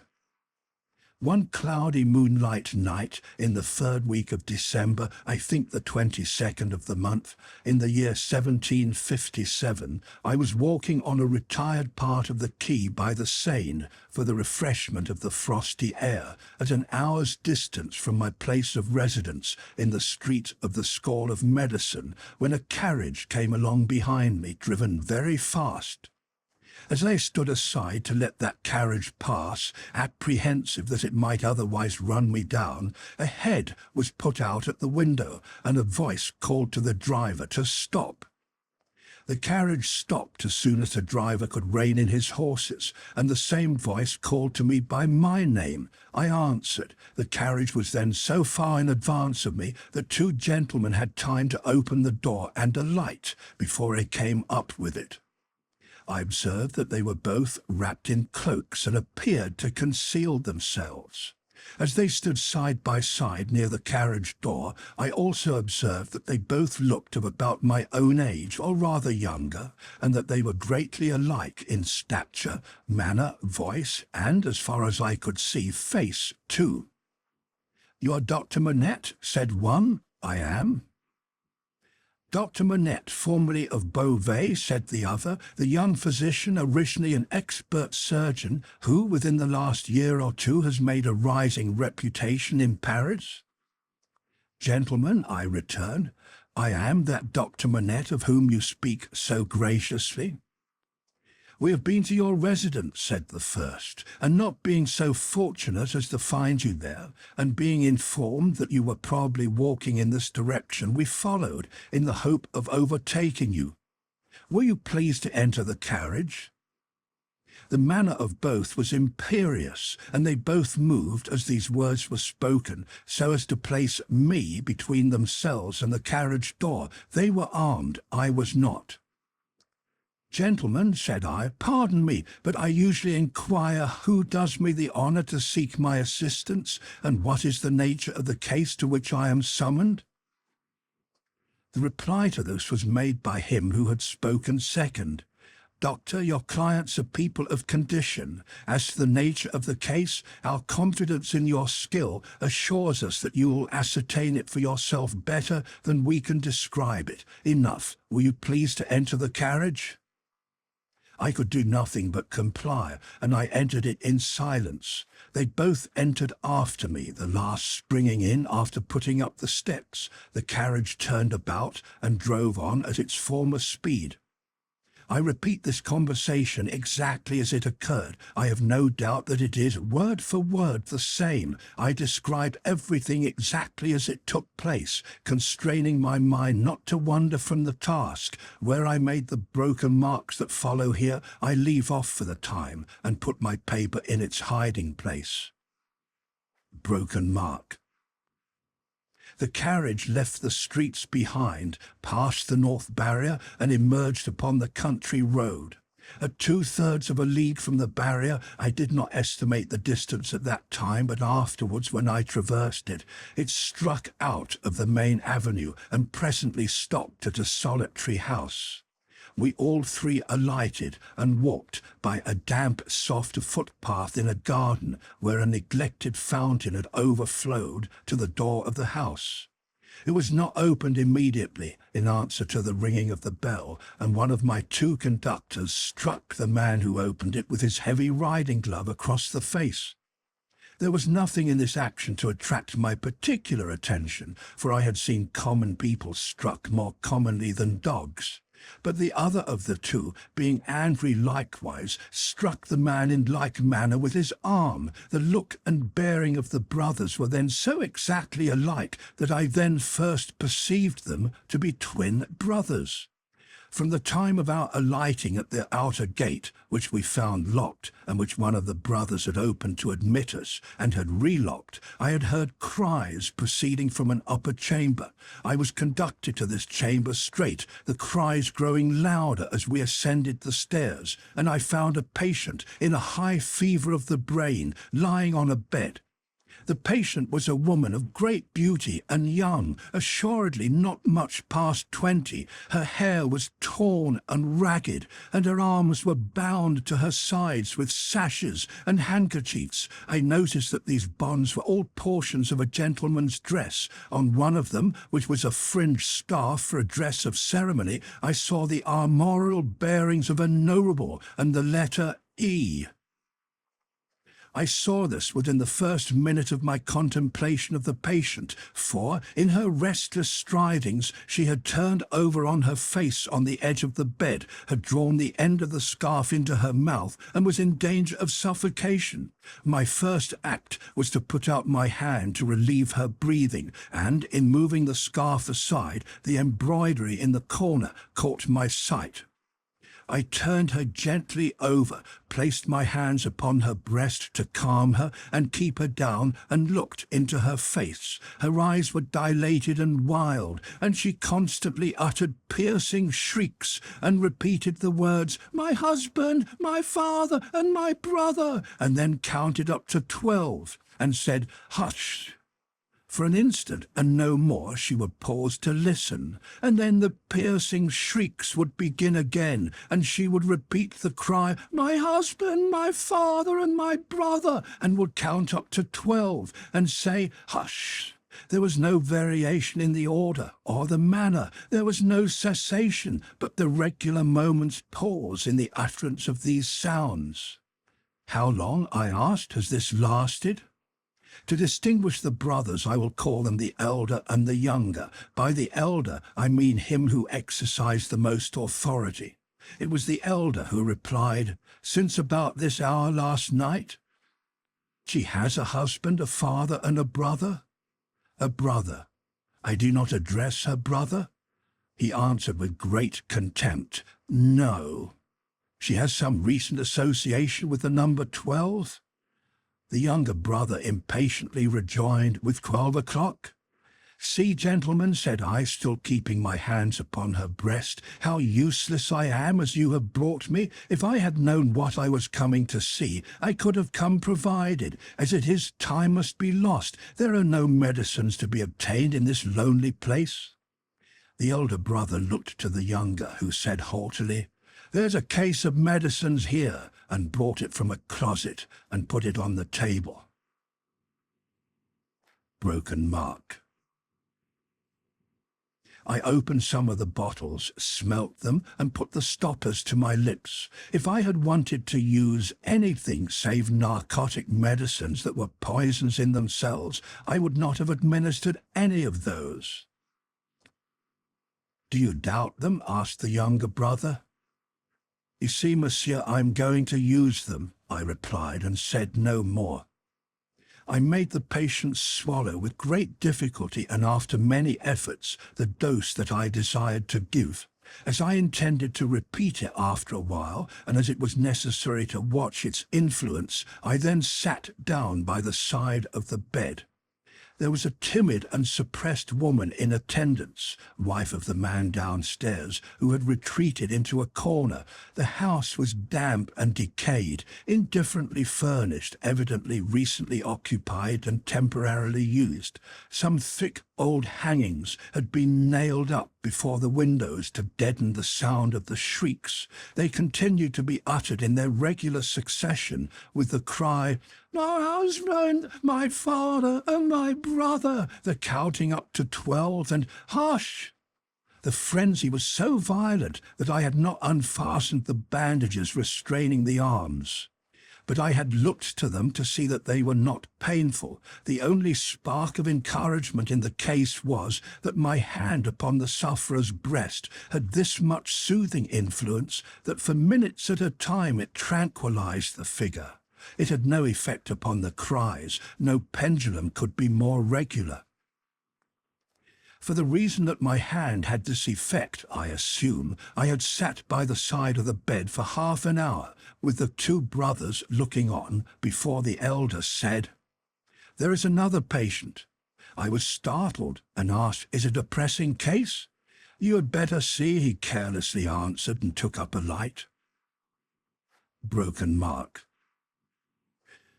The other patient lay in a back room across a second staircase, which was a species of loft over a stable. There was a low plastered ceiling to a part of it. The rest was open to the ridge of the tiled roof, and there were beams across. Hay and straw were stored in that portion of the place, faggots for firing, and a heap of apples in sand. I had to pass through that part to get at the other. My memory is circumstantial and unshaken. I try it with these details, and I see them all in this my cell in the Bastille, near the close of the 10th year of my captivity, as I saw them all that night. On some hay on the ground, with a cushion thrown under his head, lay a handsome peasant boy, a boy of not more than 17 at the most. He lay on his back with his teeth set, his right hand clenched on his breast, and his glaring eyes looking straight upward. I could not see where his wound was as I kneeled on one knee over him, but I could see that he was dying of a wound from a sharp point. "I'm a doctor, my poor fellow," said I. "Let me examine it." "I do not want it examined," he answered. "Let it be."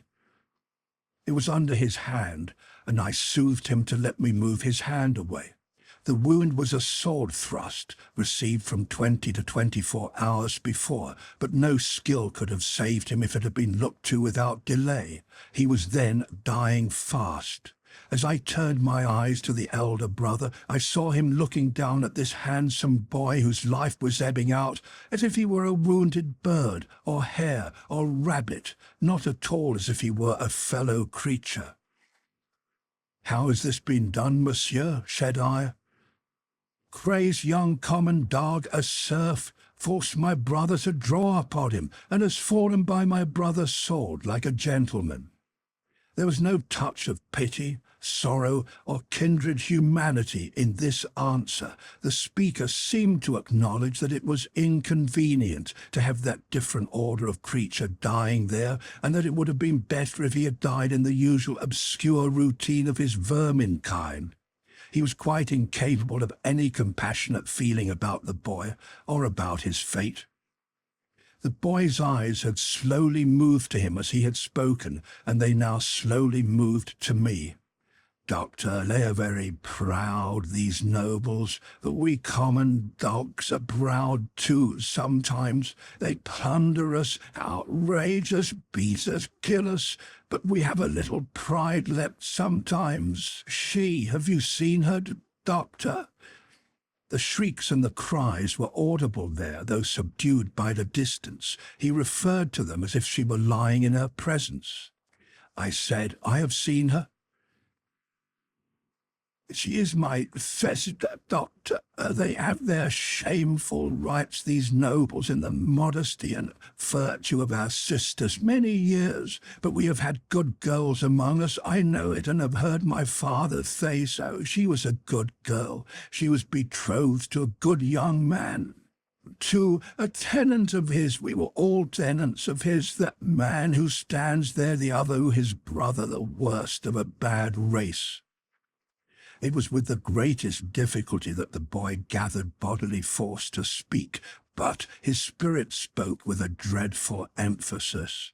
Oh, you are so robbed by that man who stands there, as all we common dogs are, by those superior beings, taxed by him without mercy, obliged to work for him without pay, obliged to grind our corn at his mill, obliged to feed scores of his tame birds on our wretched crops, and forbidden for our lives to keep a single tame bird of our own, pillaged and plundered to that degree that when we chanced to have a bit of meat, we ate it in fear, with the door barred and the shutters closed, that his people should not see it and take it from us.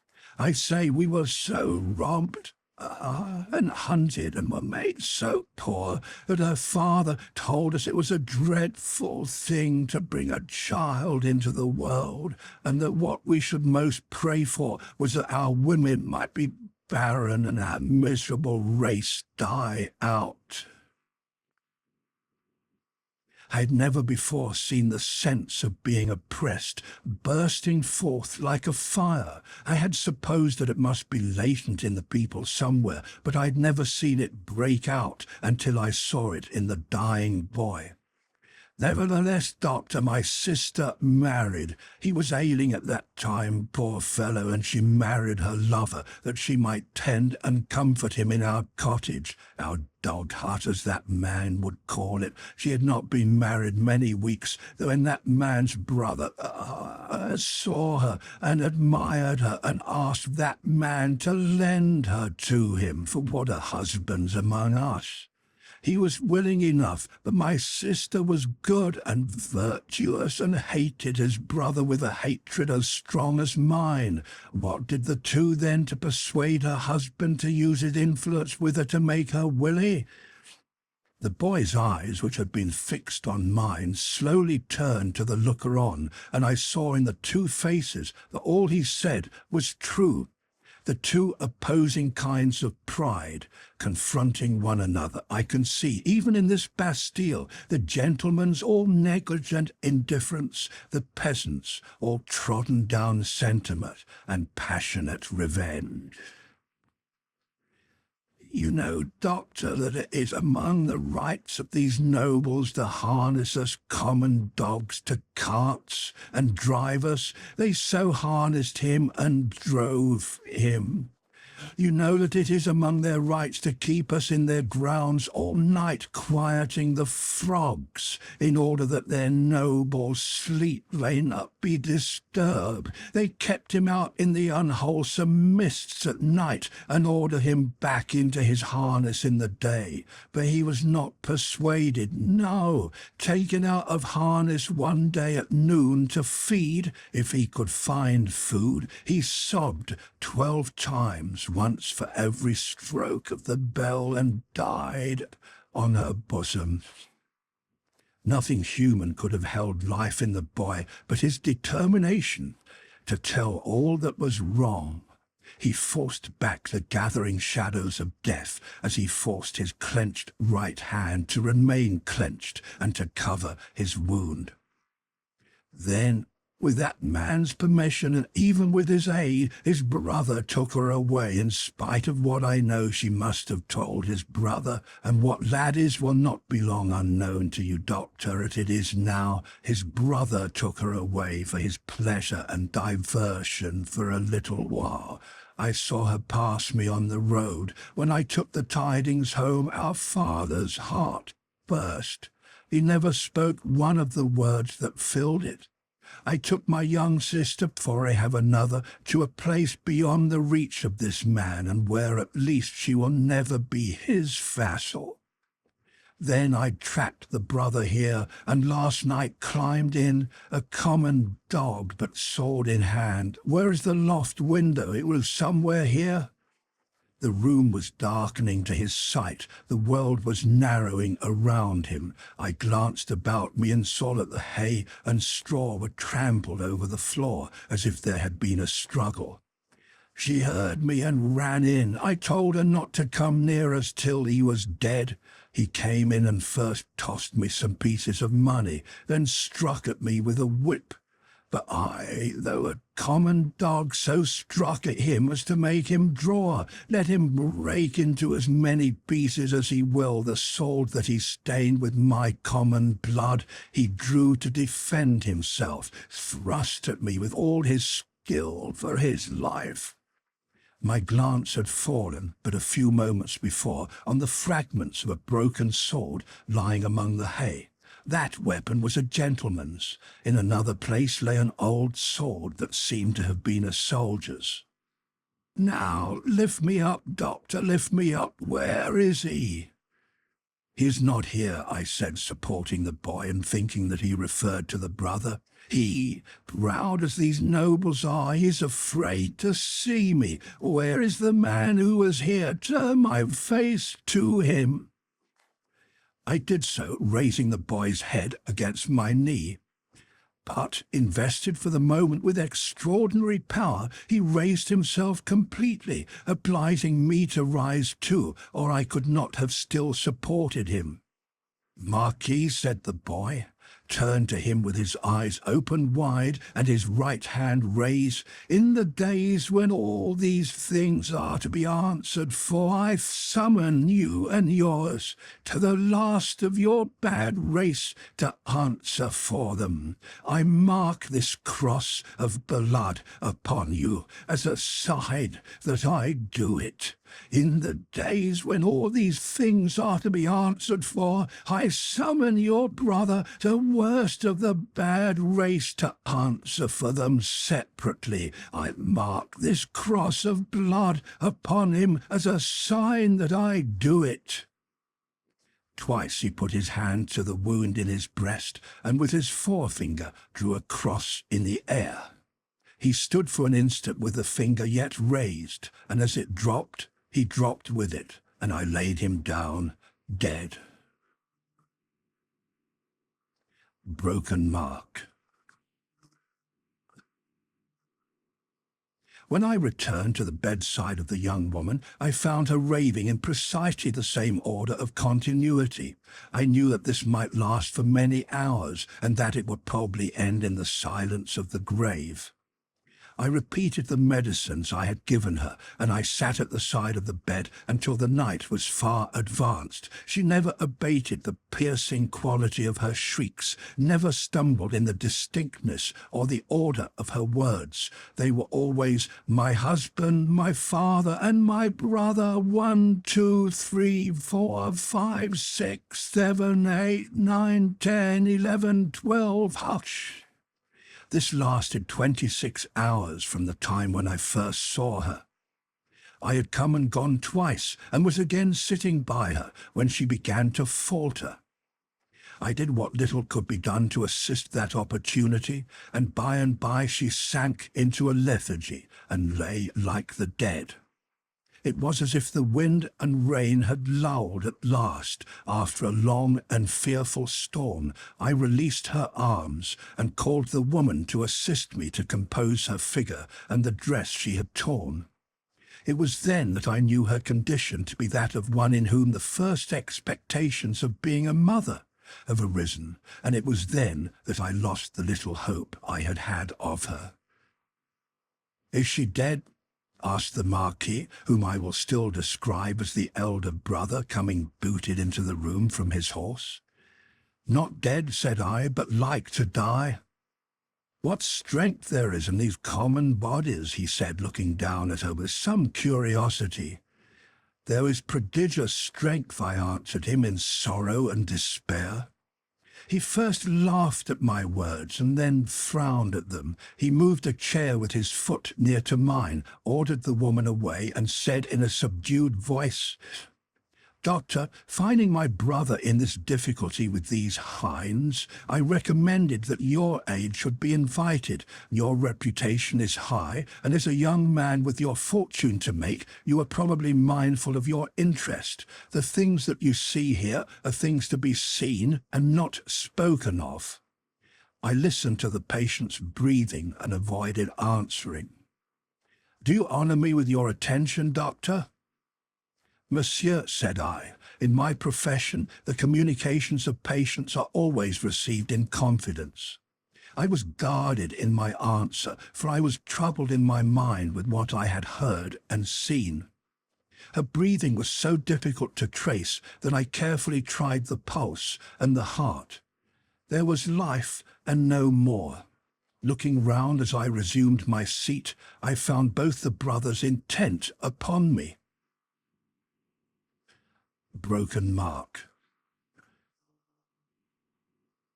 I write with so much difficulty, the cold is so severe, I am so fearful of being detected and consigned to an underground cell and total darkness that I must abridge this narrative.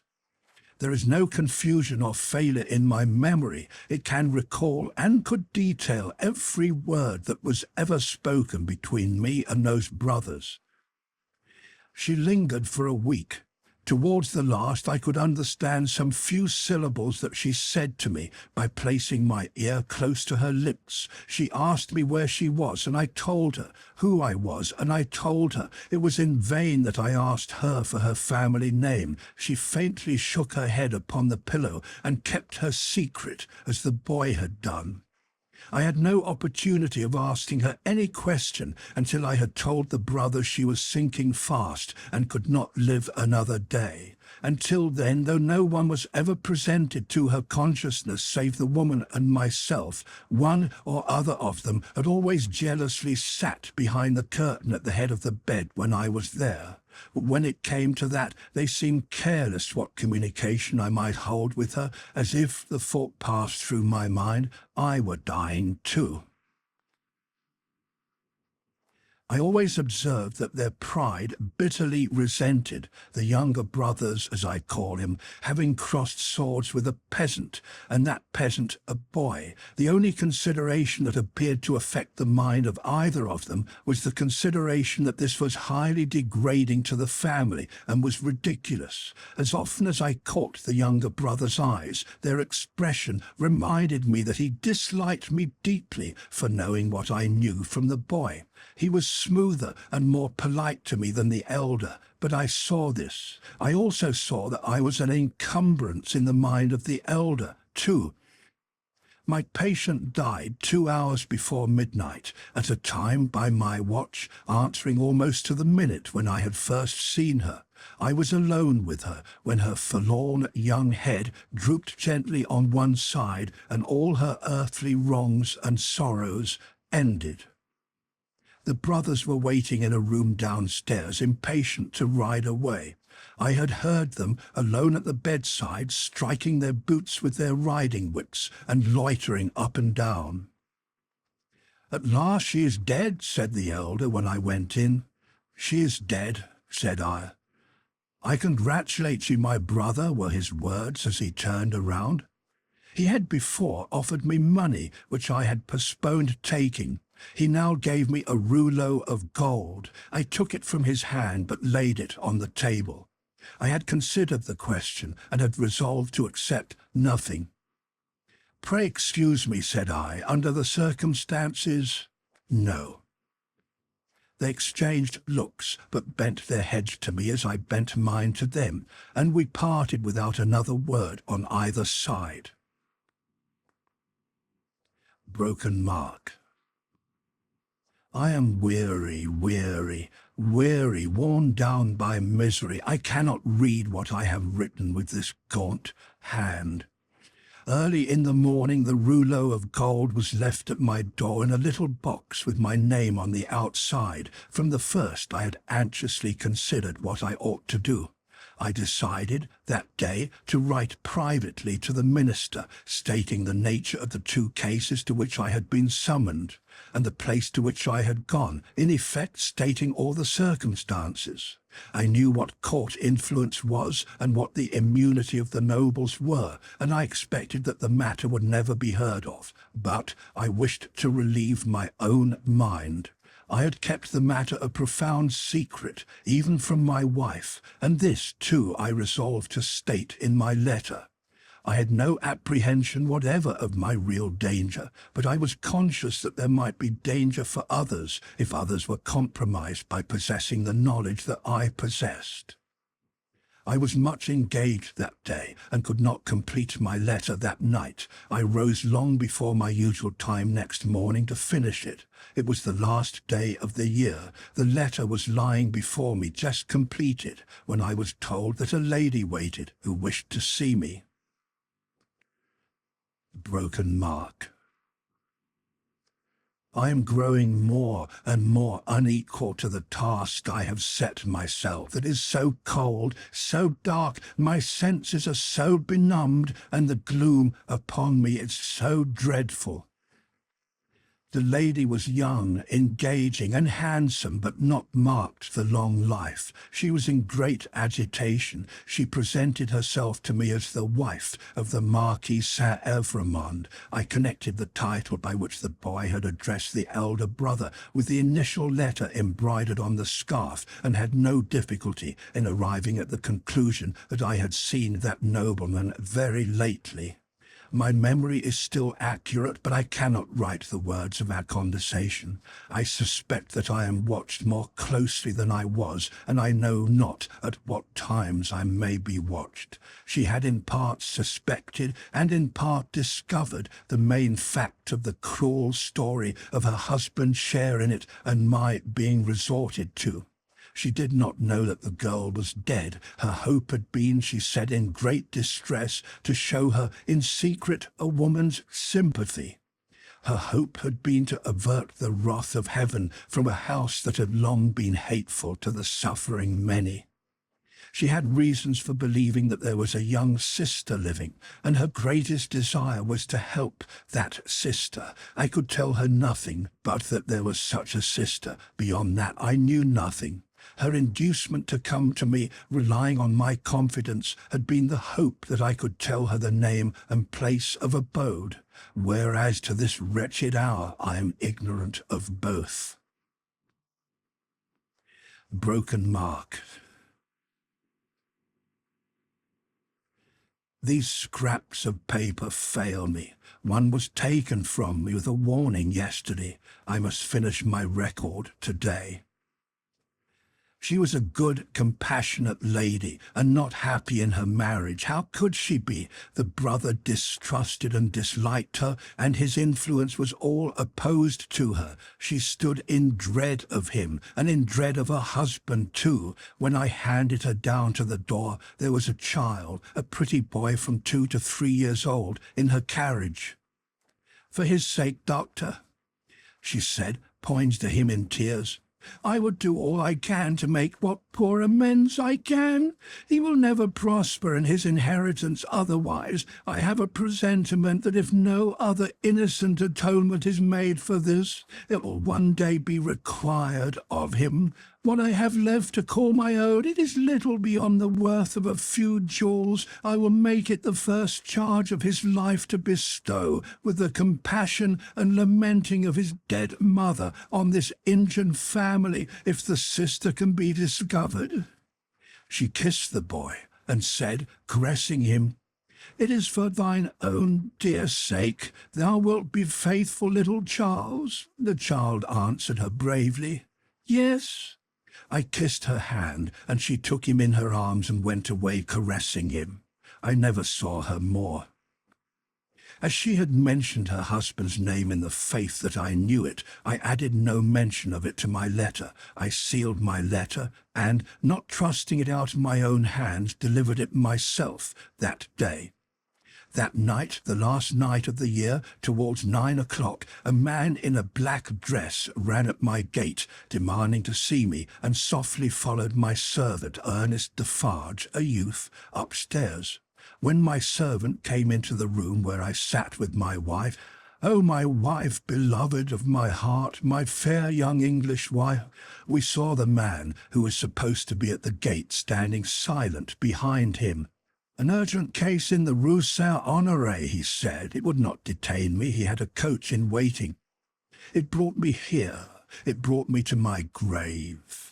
When I was clear of the house, a black muffler was drawn tightly over my mouth from behind, and my arms were pinioned. The two brothers crossed the road from a dark corner and identified me with a single gesture. The Marquis took from his pocket the letter I had written, showed it me, burnt it in the light of a lantern that was held, and extinguished the ashes with his foot.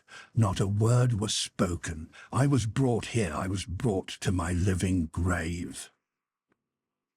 If it had pleased God to put it in the hard heart of either of the brothers in all these frightful years to grant me any tidings of my dearest wife, so much as to let me know by a word whether alive or dead, I might have thought that he had not quite abandoned them.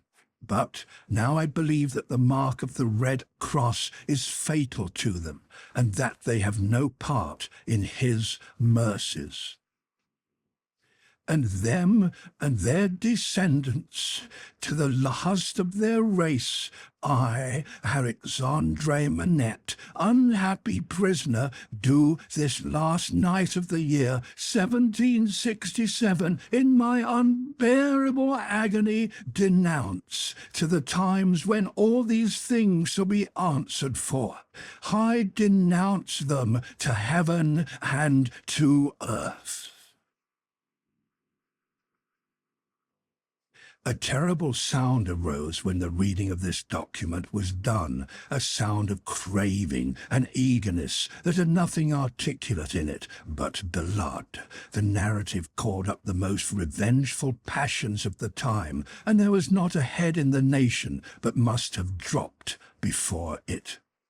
Little need in presence of that tribunal and that auditory to show how the Defarges had not made the paper public with the other captured Bastille memorials borne in procession, and had kept it, biding their time. Little need to show that this detested family name had long been anathematized by Saint Antoine, and was wrought into the fatal register. The man never trod ground whose virtues and services would have sustained him in that place, that day, against such denunciation. And all the worse for the doomed man that the denouncer was a well-known citizen, his own attached friend, the father of his wife. One of the frenzied aspirations of the populace was for imitations of the questionable public virtues of antiquity, and for sacrifices and self-immolations on the people's altar. Therefore, when the President said, else had his own head quivered on his shoulders, that the good physician of the Republic would deserve better still of the Republic by rooting out an obnoxious family of aristocrats, and would doubtless feel a sacred glow and joy in making his daughter a widow and her child an orphan, there was wild excitement, patriotic fervour, not a touch of human sympathy. "Much influence around him has that doctor," murmured Madame Defarge, smiling to the vengeance. "Save him now, my doctor, save him." At every juryman's vote there was a roar, another and another, roar and roar, unanimously voted, at heart and by descent an aristocrat, an enemy of the Republic, and notorious oppressor of the people, back to the conciergerie and death within 24 hours. Chapter 11. Dusk. The wretched wife of the innocent man thus doomed to die fell under the sentence as if she had been mortally stricken, but she uttered no sound, and so strong was the voice within her, representing that it was she of all the world who must uphold him in his misery and not augment it, that it quickly raised her even from that shock. The judges having to take part in a public demonstration out of doors, the tribunal adjourned. The quick noise and movement of the courts emptying itself by many passages had not ceased when Lucie stood stretching out her arms towards her husband, with nothing in her face but love and consolation. "If I might touch him, if I might embrace him once, oh, good citizens, if you'd had so much compassion for us." There was but a jailer left, along with 2 of the 4 men who had taken him last night, and Barsad. The people had all poured out to the show in the streets. Barsad proposed to the rest, "Let her embrace him then, it is but a moment." It was silently acquiesced in, and they passed her over the seats in the hall to a raised place, where he, by leaning over the dock, could fold her in his arms. "Farewell, dear darling of my soul, my parting blessing on my love. We shall meet again where the weary are at rest." They were her husband's words as he held her to his bosom. "I can bear it, dear Charles. I am supported from above. Don't suffer for me. A parting blessing for our child." "I send it to her by you. I kiss her by you. I say farewell to her by you." "My husband, no, a moment." He was tearing himself apart from her. "We shall not be separated long. I feel that this will break my heart by and by, but I will do my duty while I can, and when I leave her, God will raise up friends for her, as he did for me." Her father had followed her, and would have fallen on his knees to both of them, but that Darnay put out a hand and seized him, crying, "No, no, what have you done? What have you done that you should kneel to us? We know now what a struggle you made of old. We know now what you underwent when you suspected my descent, and when you knew it. We know now the natural antipathy you strove against and conquered for her dear sake. We thank you with all our hearts and all our love and duty. Heaven be with you." Her father's only answer was to draw his hands through his white hair and wring them with a shriek of anguish. "It could not be otherwise," said the prisoner. "All things have worked together as they have fallen out. It was the always vain endeavour to discharge my poor mother's trust that first brought my fatal presence near you. Good could never come of such evil. A happier end was not in nature to so unhappy a beginning. Be comforted and forgive me. Heaven bless you." As he was drawn away, his wife released him, and stood looking after him, with her hands touching one another in the attitude of prayer, and with a radiant look upon her face, in which there was even a comforting smile. As he went out at the prisoner's door, she turned, laid her head lovingly on her father's breast, tried to speak to him, and fell at his feet. Then, issuing from the obscure corner from which she had never moved, Sidney Carton came and took her up. Only her father and Mr. Lorry were with her. His arm trembled as it raised her and supported her head. Yet there was an air about him that was not all of pity, that had a flush of pride in it. "Shall I take her to a coach? I shall never feel her weight." He carried her lightly to the door and laid her tenderly down in a coach. Her father and their old friend got into it, and he took his seat beside the driver. When they arrived at the gateway where he had paused in the dark not many hours before to picture to himself on which of the rough stones of the street her feet had trodden, he lifted her again and carried her up the staircase to their rooms. There he laid her down on a couch, where her child and Miss Pross wept over her. "Don't recall her to herself," he said softly to the latter. "She is better so. Don't revive her to consciousness while she only faints." "Oh, Carton, Carton, dear Carton!" cried little Lucie, springing up and throwing her arms passionately round him in a burst of grief. "Now that you have come, I think you will do something to help Mamma, something to save Papa. Oh, look at her, dear Carton! Can you, of all the people who love her, bear to see her so?" He bent over the child and laid her blooming cheek against his face. He put her gently from him and looked at her unconscious mother. "Before I go," he said, and paused, "I may kiss her?" It was remembered afterwards that when he bent down and touched her face with his lips, he murmured some words. The child who was nearest to him told them afterwards, and told her grandchildren, when she was a handsome old lady, that she heard him say, "A life you love." When he had gone out into the next room, he turned suddenly on Mr. Lorry and her father, who were following, and said to the latter, "You had great influence but yesterday, Dr. Manette. Let it at least be tried. These judges and all the men in power are very friendly to you and very recognizant of your services, are they not? Nothing connected with Charles was concealed from me. I had the strongest assurances that I should save him, and I did." He returned the answer in great trouble, and very slowly. "Try them again. The hours between this and tomorrow afternoon are few and short, but try." "I intend to try. I will not rest a moment." "That's well. I have known such energy as yours do great things before now, though never," he added with a smile and a sigh together, "such great things as this. But try. Of little worth as life is when we misuse it, it is worth that effort. It would cost nothing to lay down if it were not." "I will go," said Dr. Manette, "to the prosecutor and the president straight, and I will go to others whom it is better not to name. I will write too, but stay, there is a celebration in the streets, and no one will be accessible until dark."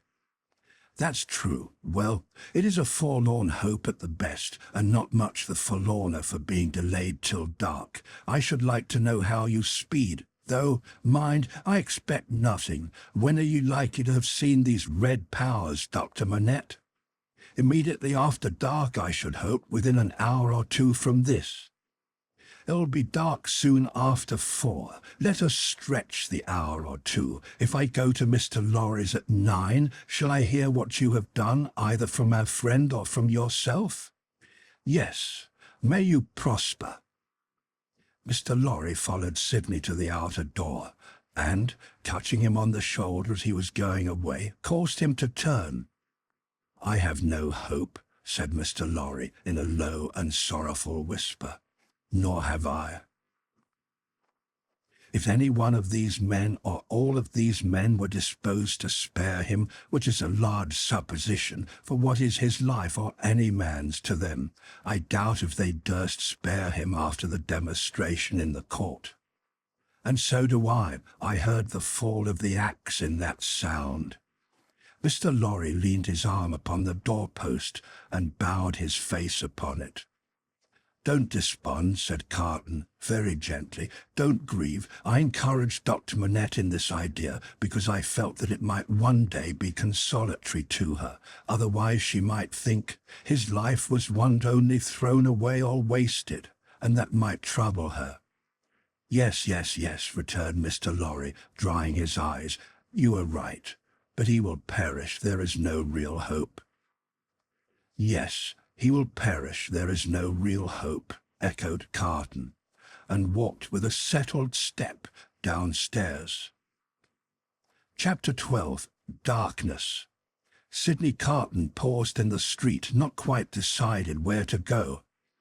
"At Tellson's banking house at 9, he said with a musing face.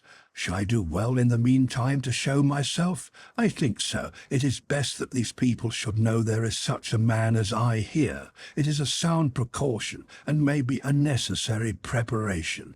But care, let me think it out." Checking his steps, which had begun to tend towards an object, he took a turn or two in the already darkening street and traced the thought in his mind to its possible consequences. His first impression was confirmed. "It is best," he said, finally resolved, "that these people should know there is such a man as I here." And he turned his face towards Saint-Antoine. Defarge had described himself that day as the keeper of a wine shop in the Saint-Antoine suburb. It was not difficult for one who knew the city well to find his house without asking any question. Having ascertained its situation, Carton came out of those closer streets again and dined at a place of refreshment and fell sound asleep after dinner. For the first time in many years he had no strong drink. Since last night he had taken nothing but a little light, thin wine, and last night he had dropped the brandy slowly down on Mr. Lorry's hearth like a man who had done with it. It was as late as 7 o'clock when he awoke refreshed and went out into the streets again. As he passed along towards Saint-Antoine, he stopped at a shop window where there was a mirror and slightly altered the disordered arrangement of his loose cravat and his coat collar and his wild hair. This done, he went on direct to Defarge's and went in. There happened to be no customer in the shop but Jacques III of the restless fingers and the croaking voice. This man, whom he had seen upon the jury, stood drinking at the little counter in conversation with the Defarges, man and wife. The Vengeance assisted in the conversation, like a regular member of the establishment.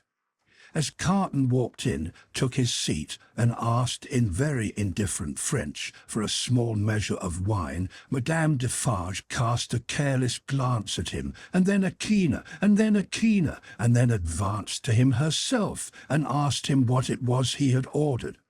He repeated what he had already said. "English?" asked Madame Defarge, inquisitively raising her dark eyebrows.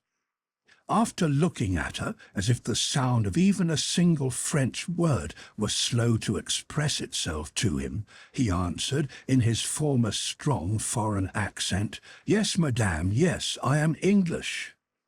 Madame Defarge returned to her counter to get the wine, and, as he took up a Jacobin journal and feigned to pore over it, puzzling out its meaning, he heard her say, "I swear to you, like Evrémonde."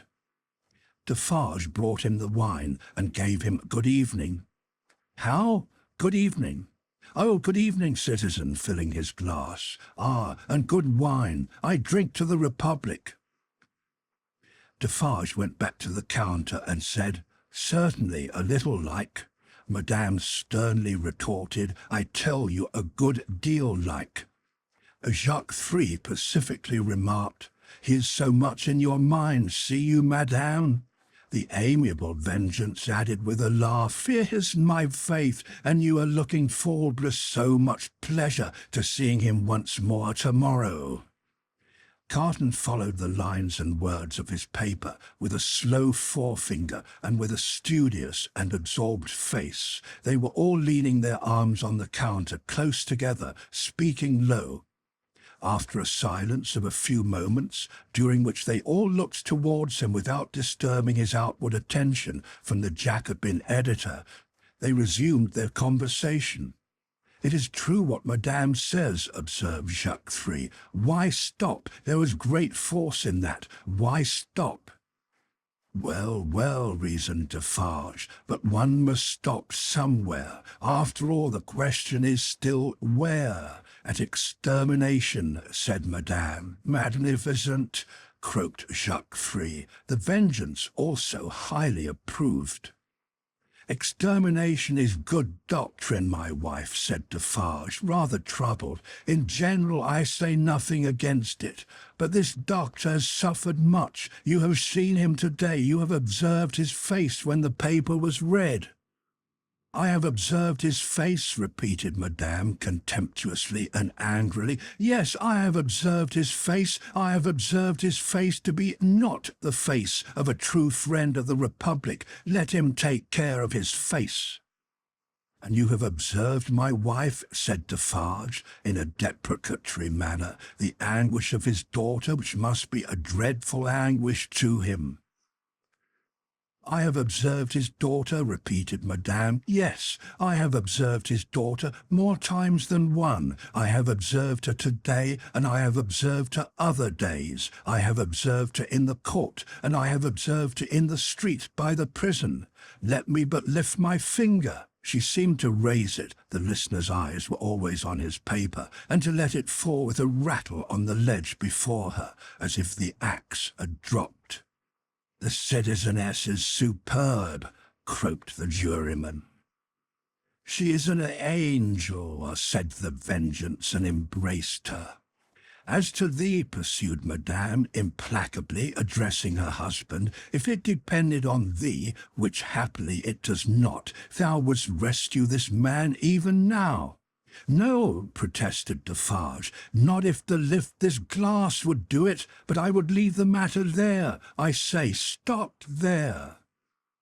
"See you then, Jacques," said Madame Defarge wrathfully, "and see you too, my little Vengeance. See you both. Listen, for other crimes as tyrants and oppressors, I have this race a long time on my register, doomed to destruction and extermination. Ask my husband, is that so?"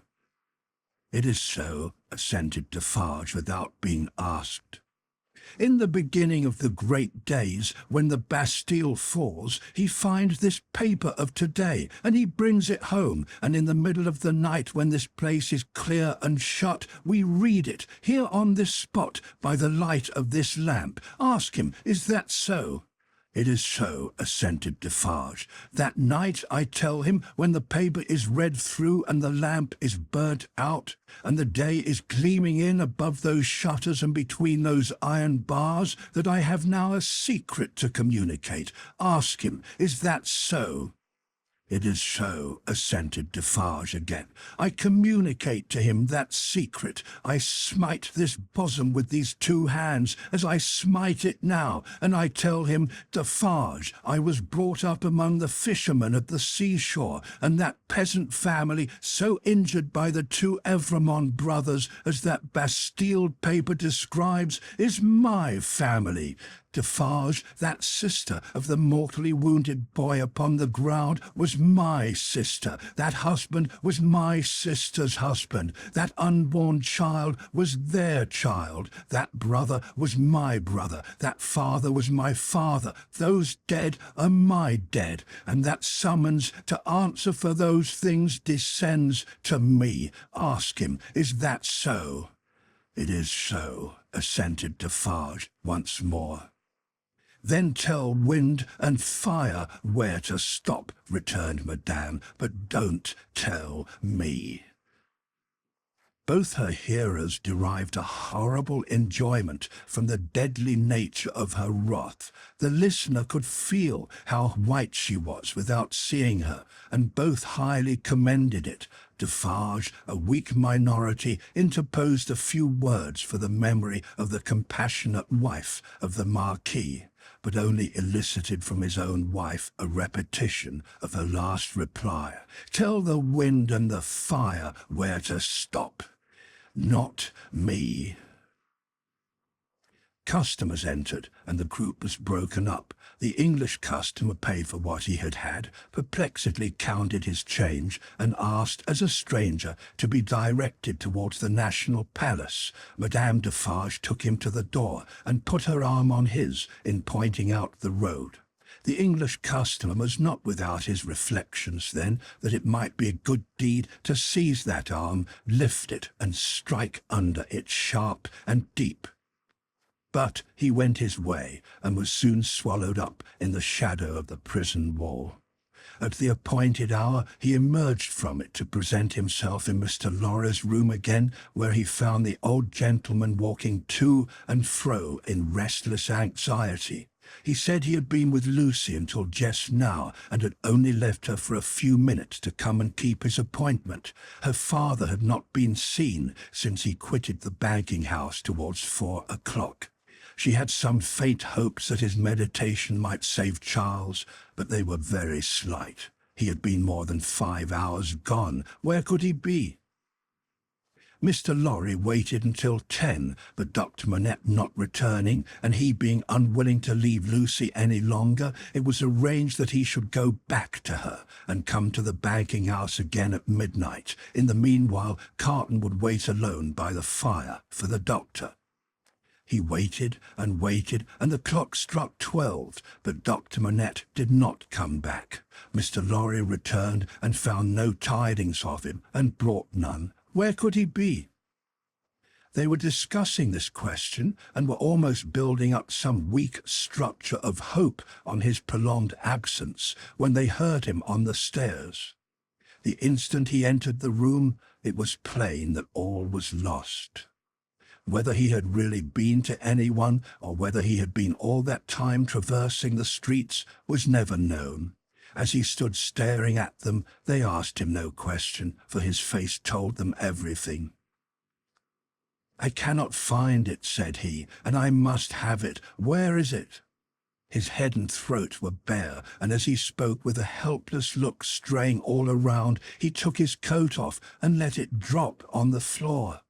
"Where is my bench? I have been looking everywhere for my bench, and I can't find it. What have they done with my work? Time presses. I must finish those shoes." They looked at one another, and their hearts died within them. "Come, come," said he in a whimpering, miserable way. "Let me get to work. Give me my work." Receiving no answer, he tore his hair and beat his feet upon the ground like a distracted child. "Don't torture a poor forlorn wretch," he implored them with a dreadful cry. "But give me my work. What is to become of us if these shoes are not done tonight?" Lost, utterly lost. It was so clearly beyond hope to reason with him or try to restore him that, as if by agreement, they each put a hand upon his shoulder and soothed him to sit down before the fire, with a promise that he should have his work presently. He sank into the chair and brooded over the embers and shed tears. As if all that had happened since the garret time were a momentary fancy or a dream, Mr. Lorry saw him shrink into the exact figure that Defarge had had in keeping. Affected and impressed with terror as they both were by the spectacle of ruin, it was not a time to yield to such emotions. His lonely daughter, bereft of her final hope and reliance, appealed to them both too strongly. Again, as if by agreement, they looked at one another with one meaning in their faces. Carton was the first to speak. "The last chance has gone. It was not much. Yes, he had better be taken to her.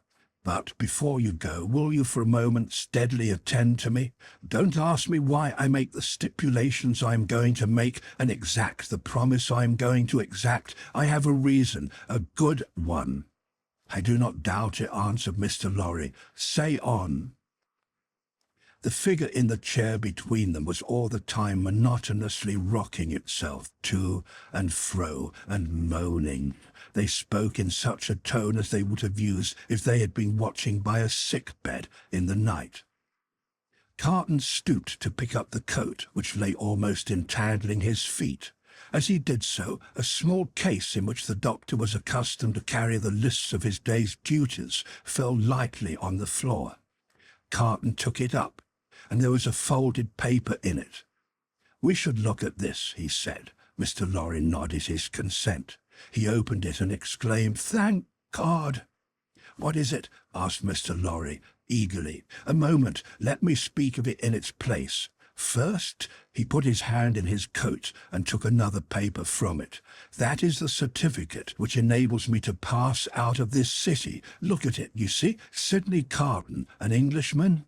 Mr. Lorry held it open in his hand, gazing in his earnest face. "Keep it for me until tomorrow. I shall see him tomorrow, you remember, and I had better not take it into the prison." "Why not?" I don't know. I prefer not to do so. Now, take this paper that Dr. Manette has carried about him. It is a similar certificate, enabling him and his daughter and her child at any time to pass the barrier and the frontier. You see? Yes. Perhaps he obtained it as his last and utmost precaution against evil yesterday. When is it dated? But no matter. Don't stay to look. Put it up carefully with mine and your own. Now, observe. I never doubted until within this hour or two that he had or could have such a paper. It is good until recalled, but it may be soon recalled, and I have reason to think will be. They're not in danger. They are in great danger. They are in danger of denunciation by Madame Defarge. I know it from her own lips. I have overheard words of that woman's tonight which have presented their danger to me in strong colours. I have lost no time, and since then I have seen the spy. He confirms me. He knows that a wood sawyer living by the prison wall is under the control of the Defarges, and has been rehearsed by Madame Defarge as to his having seen her, he never mentioned Lucie's name, making signs and signals to prisoners. It is easy to foresee that the pretence will be the common one, a prison plot, and that it will involve her life and perhaps her child's, and perhaps her father's, for both have been seen with her at that place. Don't look so horrified. You will save them all. Heaven grant I may, Carton, but how? I'm going to tell you how. It will depend on you, and it could depend on no better man. This new denunciation will certainly not take place until after tomorrow, probably not until 2 or 3 days afterwards, more probably a week afterwards. You know it is a capital crime to mourn for or sympathize with a victim of the guillotine. She and her father would unquestionably be guilty of this crime, and this woman, the inveteracy of whose pursuit cannot be described, would wait to add that strength to her case and make herself doubly sure. You follow me? Show attentively and with so much confidence in what you say that for the moment I lose sight, touching the back of the doctor's chair, even of this distress. You have money and can buy the means of travelling to the sea-coast as quickly as the journey can be made. Your preparations have been completed for some days to return to England. Early tomorrow have your horses ready, so that they may be in starting trim at 2 o'clock in the afternoon. It shall be done. His manner was so fervent and inspiring that Mr. Lorry caught the flame and was as quick as youth. You are a noble heart. Did I say we could depend upon no better man? Tell her tonight what you know of her danger as involving her child and her father. Dwell upon that, for she would lay her own fair head beside her husband's cheerfully. He faltered for an instant, then went on as before. For the sake of her child and her father, press upon her the necessity of leaving Paris with them and you at that hour. Tell her that it was her husband's last arrangement. Tell her that more depends upon it than she dare believe or hope. You think that her father, even in this sad state, will submit himself to her, do you not? I am sure of it. I thought so. Quietly and steadily have all these arrangements made in the courtyard here, even to the taking of your own seat in the carriage. The moment I come to you, take me in and drive away. I understand I wait for you under all circumstances. You have my certificate in your hand with the rest, you know, and will reserve my place. Wait for nothing but to have my place occupied, and then for England. Why then, said Mr. Lorry, grasping his eager but so firm and steady hand, it does not all depend on one old man, but I shall have a young and ardent man at my side. By the help of heaven you shall. Promise me solemnly that nothing will influence you to alter the course on which we now stand pledged to one another. Nothing, Carton. Remember these words tomorrow. Change the course or delay in it for any reason, and no life can possibly be saved, and many lives must inevitably be sacrificed. I will remember them. I hope to do my part faithfully. and I hope to do mine. Now, goodbye." Though he said it with a grave smile of earnestness, and though he even put the old man's hand to his lips, he did not part from him then. He helped him so far to arouse the rocking figure before the dying embers as to get a cloak and hat put upon it, and to tempt it forth to find where the bench and work were hidden that it still moaningly besought to have. He walked on the other side of it and protected it to the courtyard of the house where the afflicted heart, so happy in the memorable time when he had revealed his own desolate heart to it, outwatched the awful night. He entered the courtyard and remained there for a few moments alone, looking up at the light in the window of her room. Before he went away, he breathed a blessing towards it, and a farewell. Chapter 13, 52. In the black prison of the conciergerie, the doomed of the day awaited their fate. They were in number as the weeks of the year. 52 were to roll their afternoon on the life tide of the city to the boundless, everlasting sea. Before their cells were quit of them, new occupants were appointed. Before their blood ran into the blood spilled yesterday, the blood that was to mingle with theirs tomorrow was already set apart. 212 were told off. From the farmer general of 70, whose riches could not buy his life, to the seamstress of 20, whose poverty and obscurity could not save her. Physical diseases engendered in the vices and neglects of men will seize on victims of all degrees, and the frightful moral disorder, born of unspeakable suffering, intolerable oppression, and heartless indifference, smote equally without distinction. Charles Darnay, alone in a cell, has sustained himself with no flattering delusion since he came to it from the tribunal. In every line of the narrative he had heard his condemnation.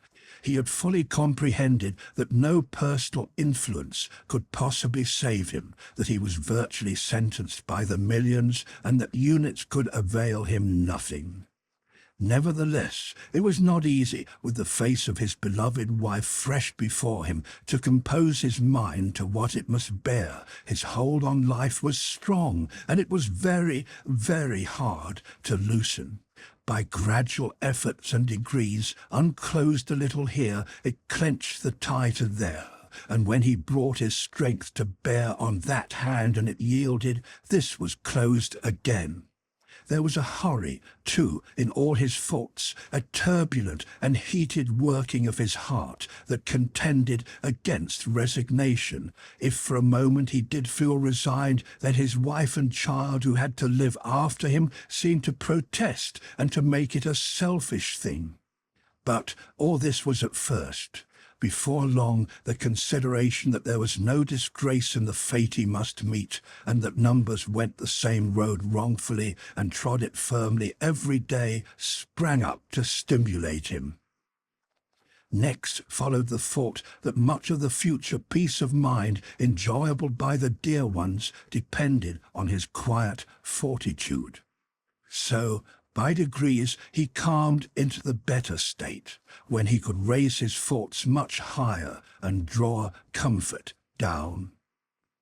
Before it had set in dark on the night of his condemnation, he had travelled thus far on his last way. Being allowed to purchase the means of writing and a light, he sat down to write until such time as the prison lamps should be extinguished. He wrote a long letter to Lucie, showing her that he had known nothing of her father's imprisonment until he had heard of it from herself, and that he had been as ignorant as she of his father's and uncle's responsibility for that misery until the paper had been read. He had already explained to her that his concealment from herself of the name he had relinquished was the one condition, fully intelligible now, that her father had attached to their betrothal, and was the one promise he had still exacted on the morning of their marriage. He entreated her, for her father's sake, never to seek to know whether her father had become oblivious of the existence of the paper, or had had it recalled to him for the moment, or for good, by the story of the tower on that old Sunday under the dear old plane tree in the garden. If he had preserved any definite remembrance of it, there could be no doubt that he had supposed it destroyed with the Bastille, when he had found no mention of it among the relics of prisoners which the populace had discovered there, and which had been described to all the world. He besought her, though he added that he knew it was needless, to console her father by impressing him through every tender means she could think of with the truth that he had done nothing for which he could justly reproach himself, but had uniformly forgotten himself for their joint sakes.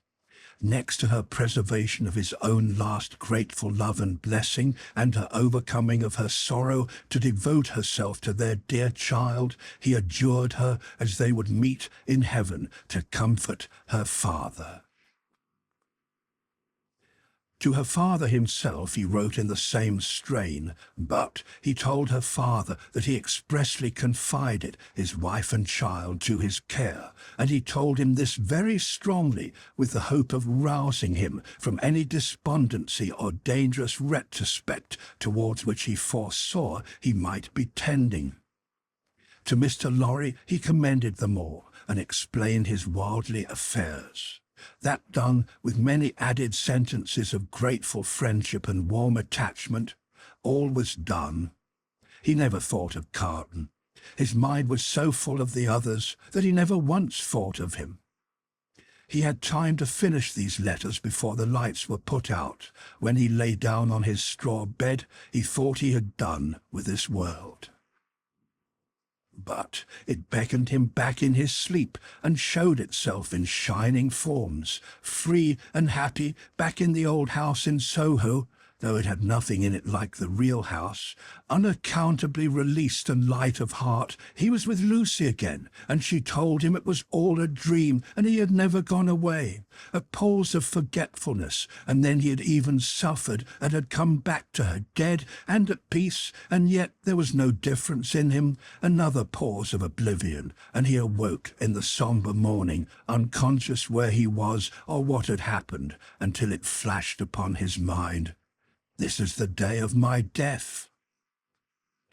Thus had he come through the hours to the day when the 52 heads were to fall, and now, while he was composed and hoped that he could meet the end with quiet heroism, a new action began in his waking thoughts, which was very difficult to master. He had never seen the instrument that was to terminate his life, how high it was from the ground, how many steps it had, where he would be stood, how he would be touched, whether the touching hands would be dyed red, which way his face would be turned, whether he would be the first or might be the last. These and many similar questions, in no wise directed by his will, obtruded themselves over and over again, countless times. Neither were they connected with fear. He was conscious of no fear. Rather, they originated in a strange, besetting desire to know what to do when the time came, a desire gigantically disproportionate to the few swift moments to which it referred, a wondering that was more like the wondering of some other spirit within his than his own. The hours went on as he walked to and fro, and the clocks struck the numbers he would never hear again. 9, gone forever. 10, gone forever. 11, gone forever. 12, coming on to pass away. After a hard contest with that eccentric action of thought, which had last perplexed him, he had got the better of it. He walked up and down, softly repeating their names to himself. The worst of the strife was over.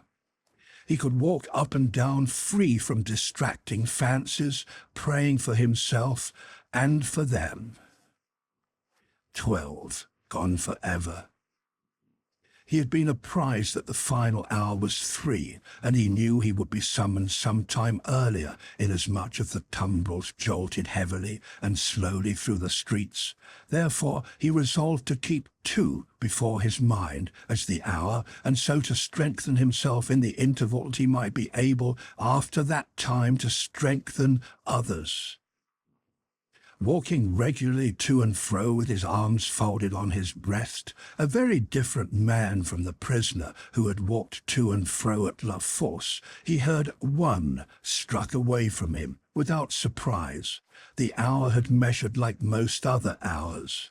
Devoutly thankful to heaven for his recovered self-possession, he thought, "There is but another now," and turned to walk again. Footsteps in the stone passage outside the door. He stopped.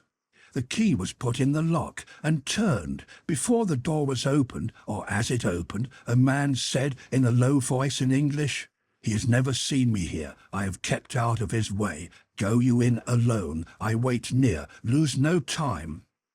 The door was quickly opened and closed, and there stood before him, face to face, quiet, intent upon him, with the light of a smile on his features and a cautionary finger on his lip, Sidney Carton.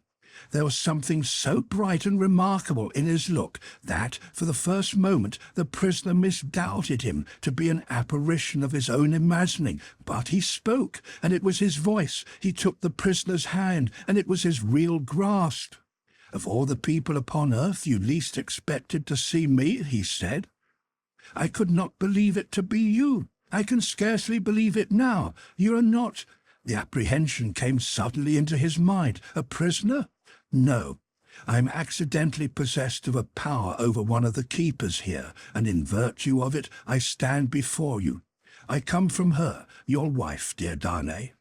The prisoner wrung his hand. "I bring you a request from her. What is it?" "A most earnest, pressing, and emphatic entreaty, addressed to you in the most pathetic tones of the voice so dear to you that you well remember." The prisoner turned his face partly aside.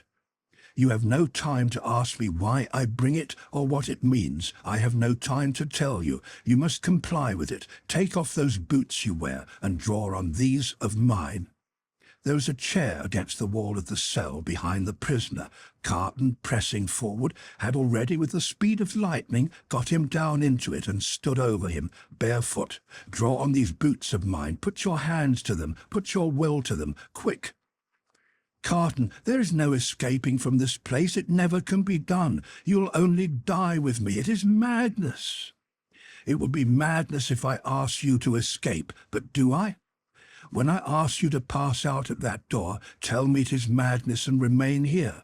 Change that cravat for this of mine, that coat for this of mine. While you do it, let me take this ribbon from your hair and shake out your hair like this of mine." With wonderful quickness, and with a strength both of will and action that appeared quite supernatural, he forced all these changes upon him. The prisoner was like a young child in his hands. "Carton, dear Carton, it is madness. It cannot be accomplished. It never can be done. It has been attempted and has always failed. I implore you not to add your death to the bitterness of mine." "Do I ask you, dear Darnay, to pass the door? When I ask that, refuse. There are pen and ink and paper on this table. Is your hand steady enough to write?" "It was when you came in. Steady it again, and write what I shall dictate. Quick, friend, quick."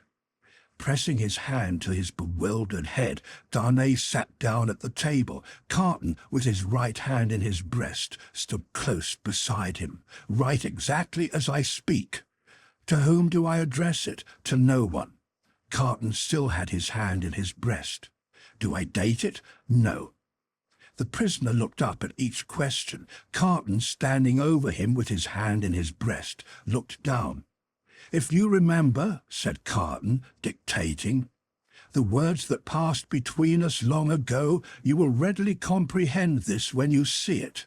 You do remember them, I know. It is not in your nature to forget them." He was drawing his hand from his breast. The prisoner, chancing to look up in his hurried wonder as he wrote, the hand stopped, closing upon something. "Have you written 'forget them'?" Carton asked. "I have." "Is that a weapon in your hand?" "No, I'm not armed." "What is it in your hand?" "You shall know directly. Write on. There are but a few words more." He dictated again. "I am thankful that the time has come when I can prove them. That I do so is no subject for regret or grief." As he said these words with his eyes fixed on the writer, his hand slowly and softly moved down close to the writer's face. The pen dropped from Darnay's fingers on the table, and he looked about him vacantly. "What vapour is that?" he asked. "Vapour? Something that crossed me? I'm conscious of nothing. There can be nothing here. Take up the pen and finish. Hurry, hurry." As if his memory were impaired or his faculties disordered, the prisoner made an effort to rally his attention. As he looked at Carton with clouded eyes and with an altered manner of breathing, Carton, his hand again in his breast, looked steadily at him. "Hurry, hurry." The prisoner bent over the paper once more. If it had been otherwise, Carton's hand was again watchfully and softly stealing down. "I never should have used the longer opportunity. If it had been otherwise," the hand was at the prisoner's face. "I should but have had so much the more to answer for. If it had been otherwise—" Carton looked at the pen and saw it was trailing off into unintelligible signs. Carton's hand moved back to his breast no more.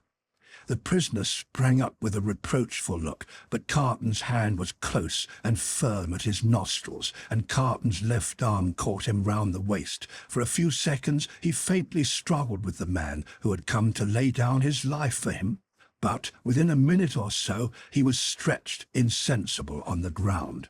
Quickly, but with hands as true to the purpose as his heart was, Carton dressed himself in the clothes the prisoner had laid aside, combed back his hair, and tied it with the ribbon the prisoner had worn. Then he softly called, "Enter there, come in," and the spy presented himself.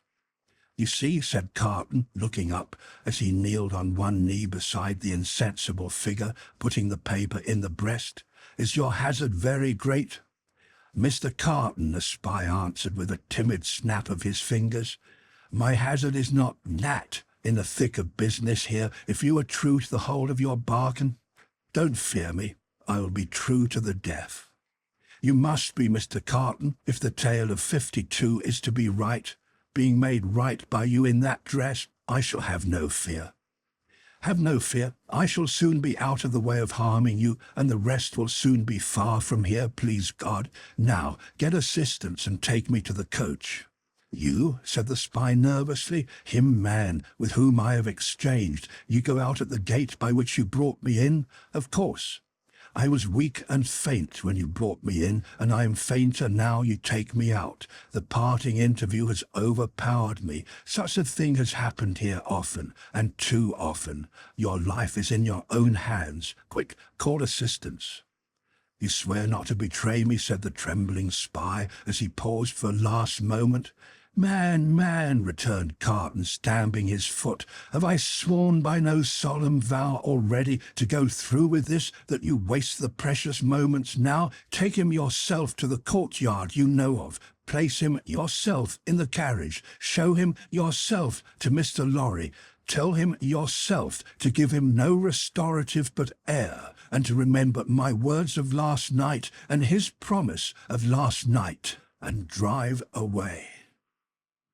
The spy withdrew, and Carton seated himself at the table, resting his forehead on his hands. The spy returned immediately with 2 men.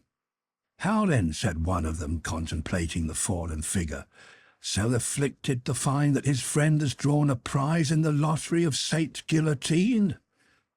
"A good patriot," said the other, "could hardly have been more afflicted if the aristocrat had drawn a blank." They raised the unconscious figure, placed it on a litter they had brought to the door, and bent to carry it away. "The time is short, Evrémonde," said the spy in a warning voice. I know it well, answered Carton. Be careful of my friend, I entreat you, and leave me. Come then, my children, said Bastille, lift him, come away. The door closed, and Carton was left alone. Straining his powers of listening to the utmost, he listened for any sound that might denote suspicion or alarm. There was none.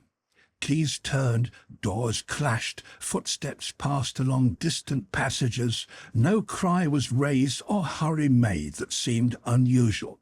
Breathing more freely in a little while, he sat down at the table and listened again until the clock struck 2. Sounds that he was not afraid of, for he divined their meaning, then began to be audible. Several doors were opened in succession, and finally his own. A jailer with a list in his hand looked in, merely saying, "Follow me, Evrémonde," and he followed into a large, dark room at a distance. It was a dark winter day, and what with the shadows within and what with the shadows without, he could but dimly discern the others who were brought there to have their arms bound. Some were standing, some seated, some were lamenting and in restless motion, but these were few. The great majority was silent and still, looking fixedly at the ground. As he stood by the wall in a dim corner, while some of the 52 were brought in after him, one man stopped in passing to embrace him as having a knowledge of him. It thrilled him with a great dread of discovery. But the man went on. A very few moments after that, a young woman, with a slight girlish form, a sweet spare face in which there was no vestige of colour, and large, widely opened, patient eyes, rose from the seat where he had observed her sitting, and came to speak to him. "Citizen Evrémonde," she said, touching him with her cold hand, "I am a poor little seamstress who was with you in La Force."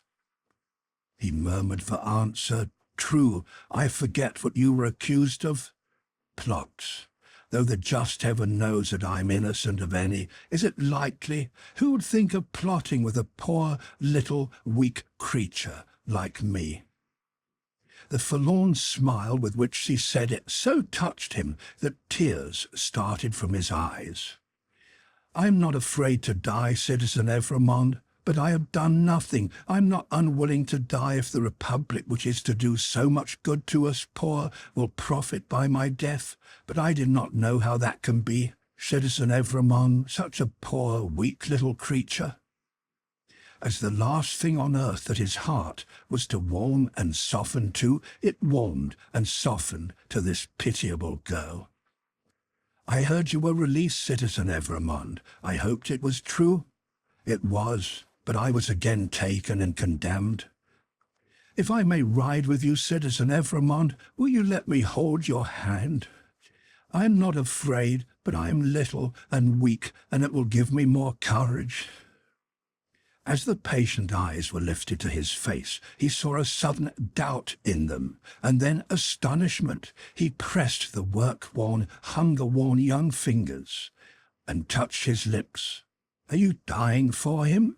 she whispered. "And his wife and child. Hush, yes." "Oh, you will let me hold your brave hand, stranger?" "Hush, yes, my poor sister, to the last."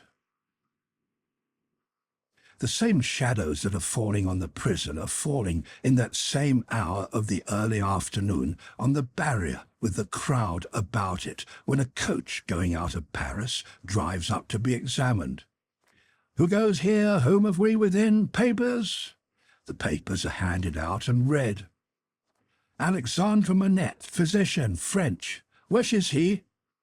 "This is he, this helpless, inarticulately murmuring, wandering old man pointed out."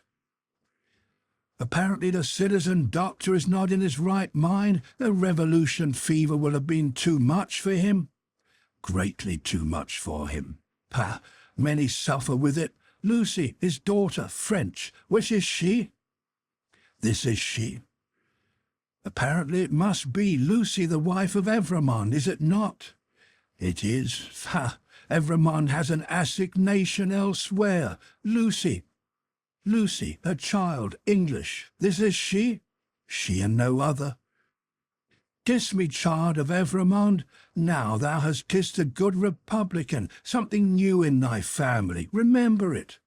Sidney Carton, advocate, English. Which is he? He lies here in this corner of the carriage. He too is pointed out. Apparently the English advocate is in a swoon. It is hoped he will recover in the fresher air. It is represented that he is not in strong health, and has separated sadly from a friend who is under the displeasure of the Republic. Is that all? It's not a great deal that. Many are under the displeasure of the Republic and must look out at the little window. Jarvis Lorry, banker, English. Which is he? I am he, necessarily, being the last. It is Jarvis Lorry who has replied to all the previous questions. It is Jarvis Lorry who has alighted and stands with his hand on the coach door, replying to a group of officials. They leisurely walk round the carriage and leisurely mount the box to look at what little luggage it carries on the roof. The country people hanging about press nearer to the coach doors and greedily stare in. A little child, carried by its mother, has its short arm held out for it, that it may touch the wife of an aristocrat who has gone to the guillotine. Behold your papers, Jarvis Lorry, countersigned. One can depart, citizen. One can depart, full of my postilions. A good journey. I salute you, citizens, and the first danger past. These were again the words of Jarvis Lorry, as he clasped his hands and looks upward. There is terror in the carriage, there is weeping, there is the heavy breathing of the insensible traveller. Are we not going too slowly? Can they not be induced to go faster? Asked Lucie, clinging to the old man. It would seem like flight, my darling. I must not urge them too much. It would rouse suspicion. Look back, and see if we are pursued. The road is clear, my dearest. So far we are not pursued. Houses in twos and threes pass by us, solitary farms, ruinous buildings, dye-works, tanneries and the like, open country, avenues of leafless trees. The hard, uneven pavement is under us. The soft, deep mud is on either side. Sometimes we strike into the skirting mud to avoid the stones that clatter us and shake us. Sometimes we stick in ruts and sloughs there. The agony of our impatience is then so great that in our wild alarm and hurry we are for getting out and running, hiding, doing anything but stopping. Out of the open country, in again among ruinous buildings, solitary farms, dye-works, tanneries and the like, cottages in twos and threes, avenues of leafless trees. Have these men deceived us and taken us back by another road? Is not this the same place twice over? Thank heaven. No, a village. Look back, and see if we are pursued. Hush, the posting-house. Leisurely our 4 horses are taken out. Leisurely the coach stands in the little street, bereft of horses, and with no likelihood upon it of ever moving again. Leisurely the new horses come into visible existence, one by one. Leisurely the new postilions follow, sucking and plaiting the lashes of their whips. Leisurely the old postilions count their money, make wrong additions, and arrive at dissatisfied results. All the time our overfraught hearts are beating at a rate that would far outstrip the fastest gallop of the fastest horses ever foaled. At length the new postilions are in their saddles and the old are left behind. We are through the village, up the hill and down the hill and on the low watery grounds. Suddenly the postilions exchange speech with animated gesticulation, and the horses are pulled up, almost on their haunches. We are pursued. Ho, within the carriage there, speak then.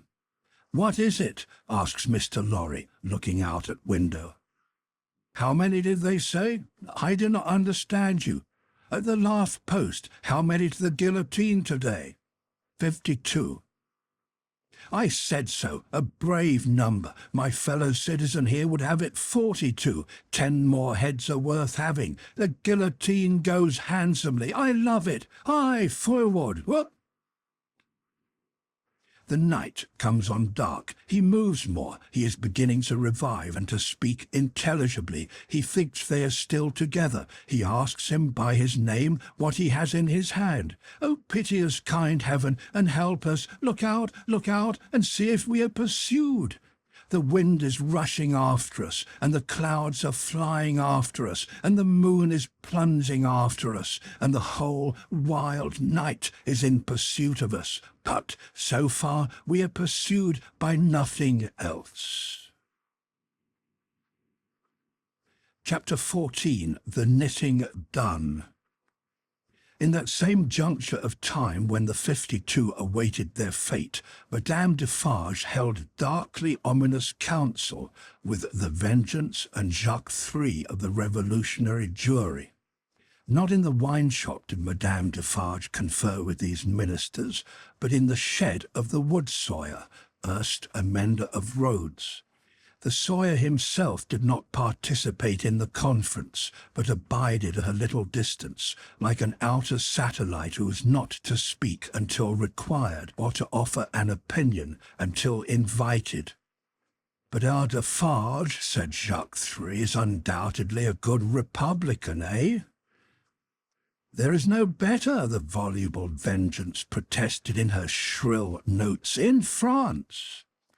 "Peace, little Vengeance," said Madame Defarge, laying her hand with a slight frown on her lieutenant's lips. "Hear me speak. My husband, fellow citizen, is a good Republican and a bold man. He has deserved well of the Republic and possesses its confidence. But my husband has his weaknesses, and he is so weak as to relent towards this doctor." "It is a great pity," croaked Jacques III, dubiously shaking his head with his cruel fingers at his hungry mouth. "It is not quite like a good citizen. It is a thing to regret." "See you," said Madame, "I care nothing for this doctor, I. He may wear his head or lose it for any interest I have in him. It is all one to me. But the Evremond people are to be exterminated, and the wife and child must follow the husband and father." "She has a fine head for it," croaked Jacques III. "I have seen blue eyes and golden hair there, and they looked charming when Samson held them up. Ogre that he was, he spoke like an epicure." Madame Defarge cast down her eyes and reflected a little.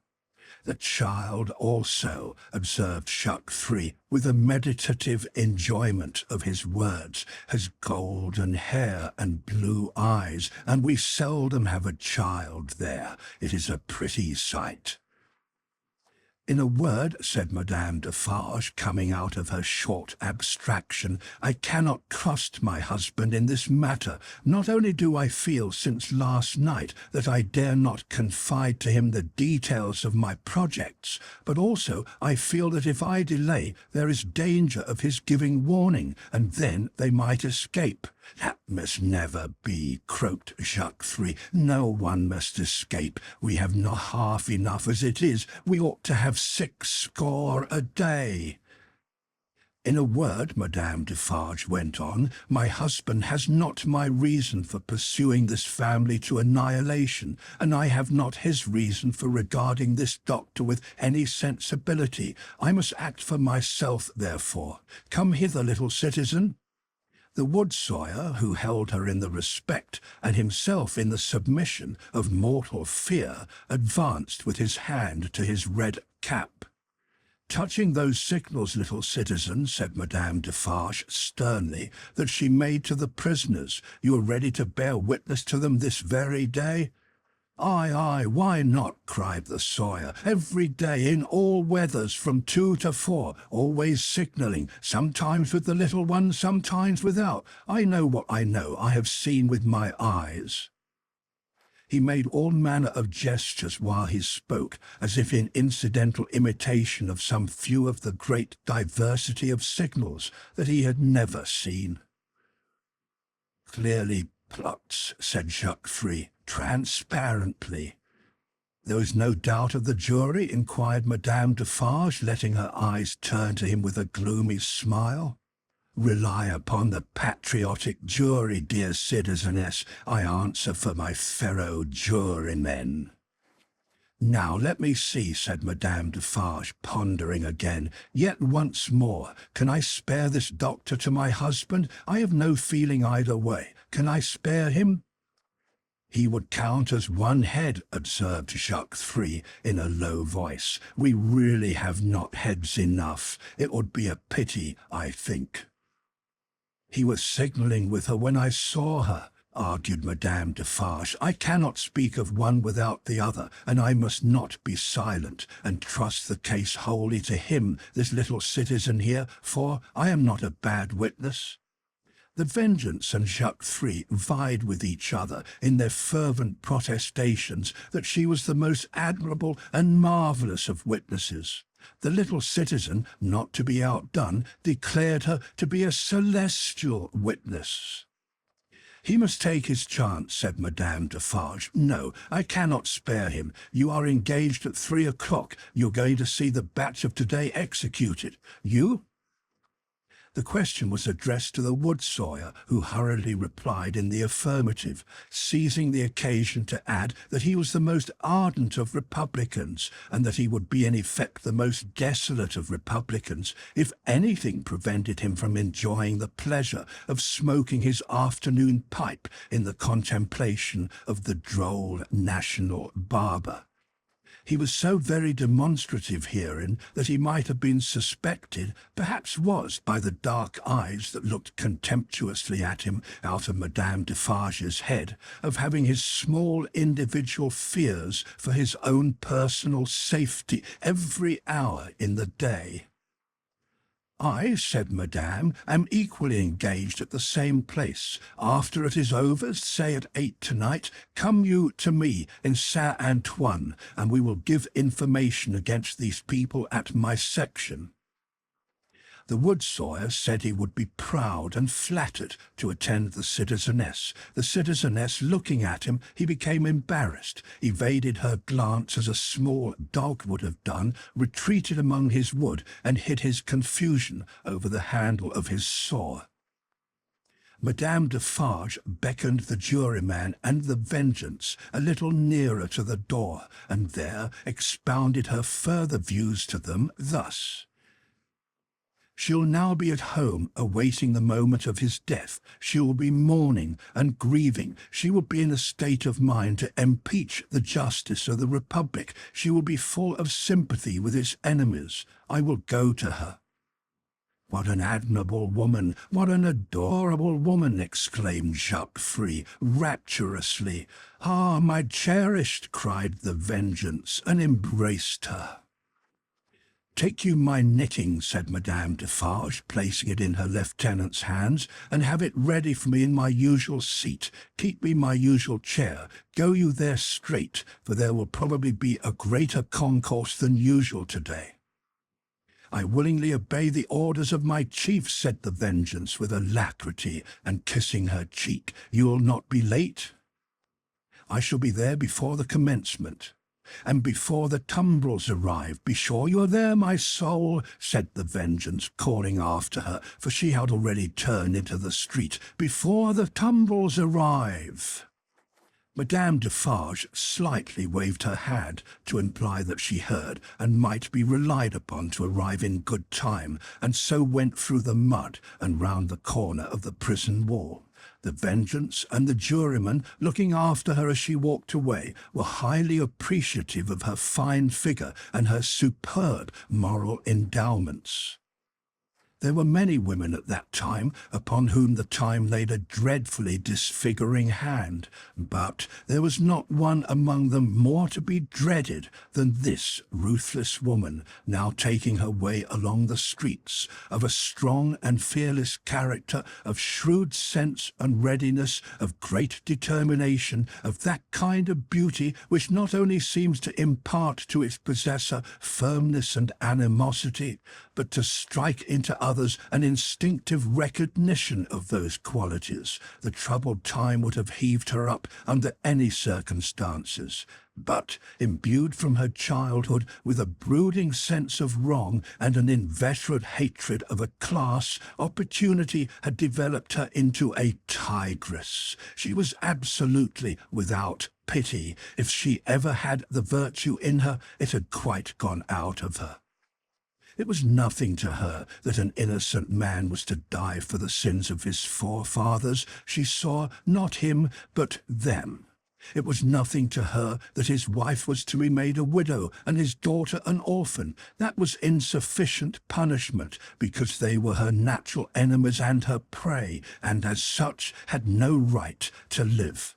To appeal to her was made hopeless by her having no sense of pity, even for herself. If she had been laid low in the streets in any of the many encounters in which she had been engaged, she would not have pitied herself, nor, if she had been ordered to the axe tomorrow, would she have gone to it with any softer feeling than a fierce desire to change places with the man who sent her there.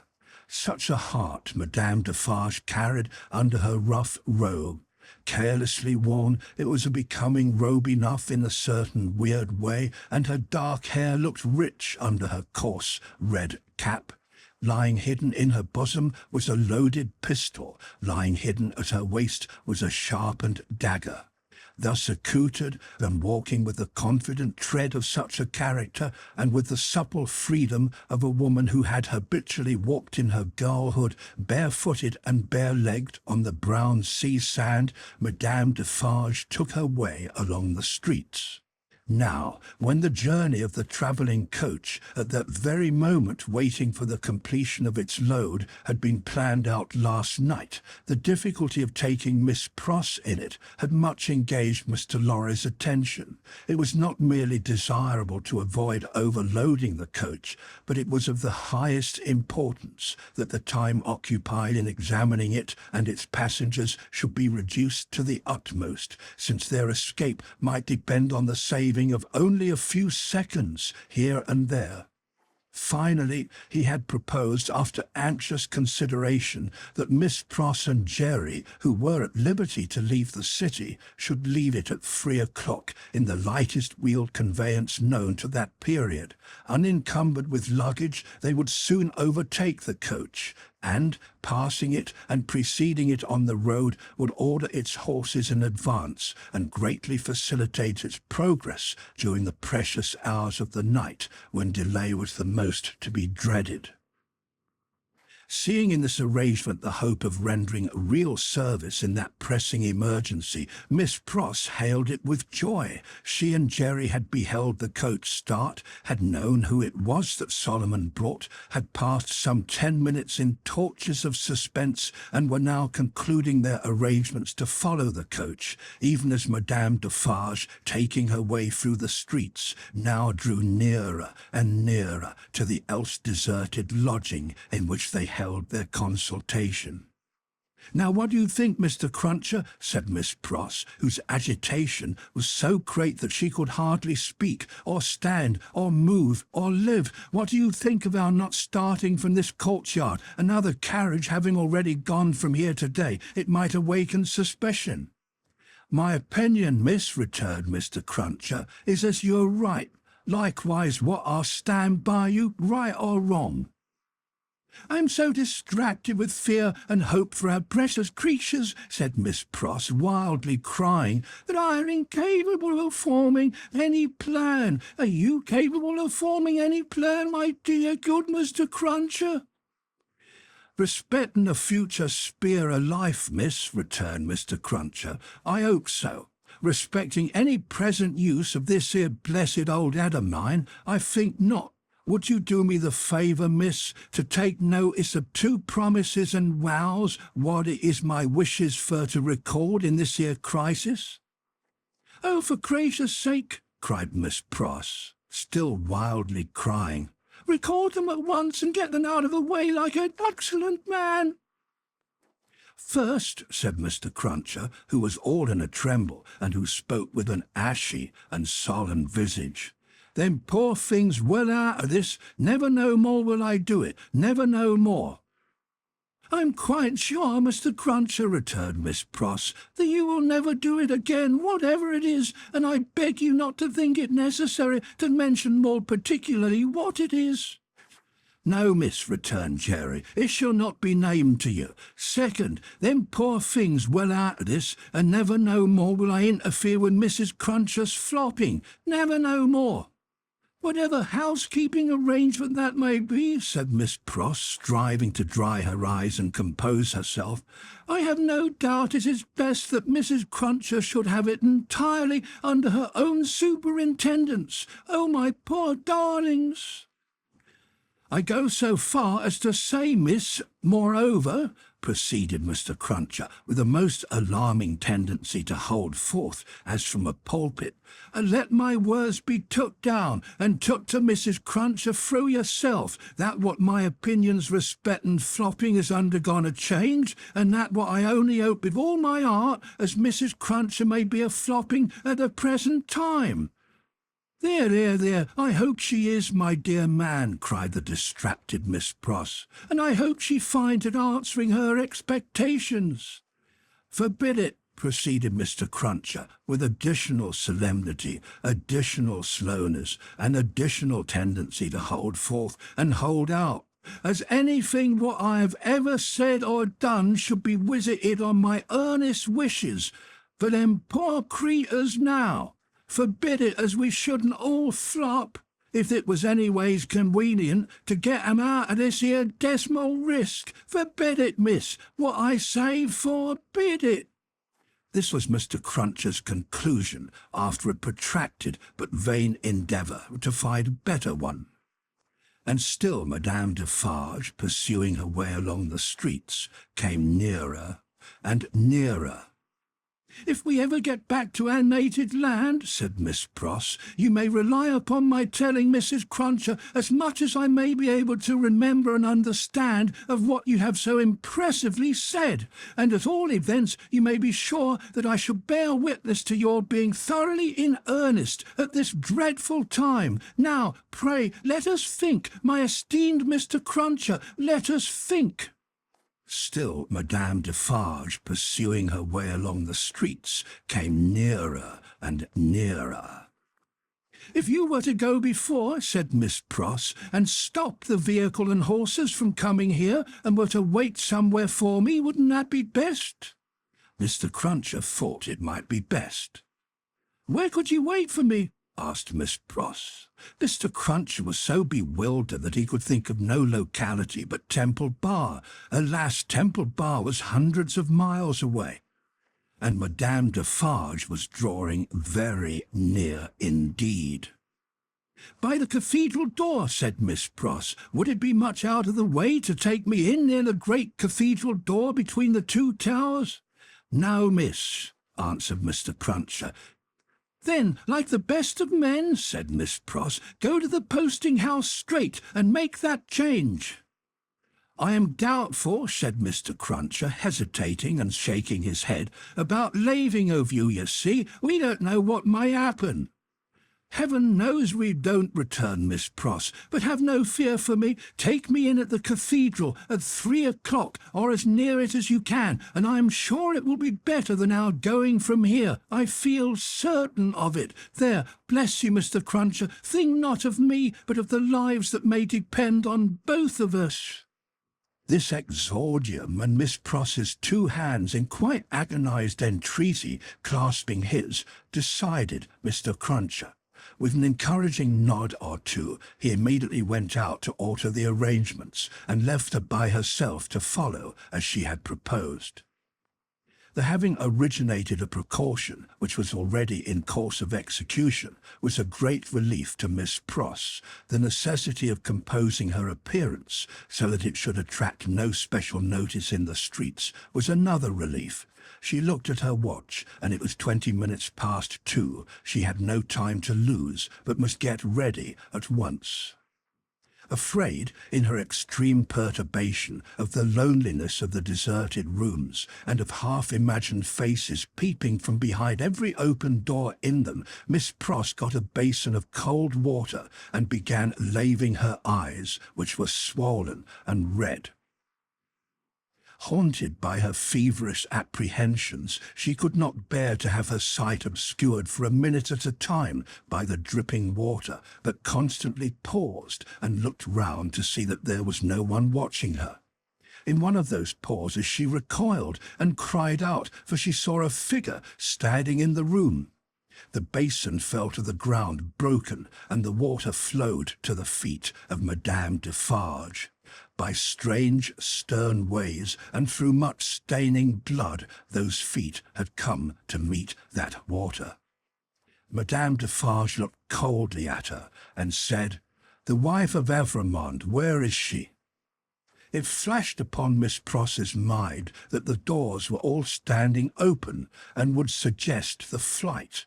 Her first act was to shut them. There were 4 in the room, and she shut them all. She then placed herself before the door of the chamber which Lucie had occupied. Madame Defarge's dark eyes followed her through this rapid movement, and rested on her when it was finished. Miss Pross had nothing beautiful about her. Years had not tamed the wildness or softened the grimness of her appearance, but she too was a determined woman in her different way, and she measured Madame Defarge with her eyes, every inch. "You might from your appearance be the wife of Lucifer," said Miss Pross in her breathing. "Nevertheless, you shall not get the better of me. I am an Englishwoman."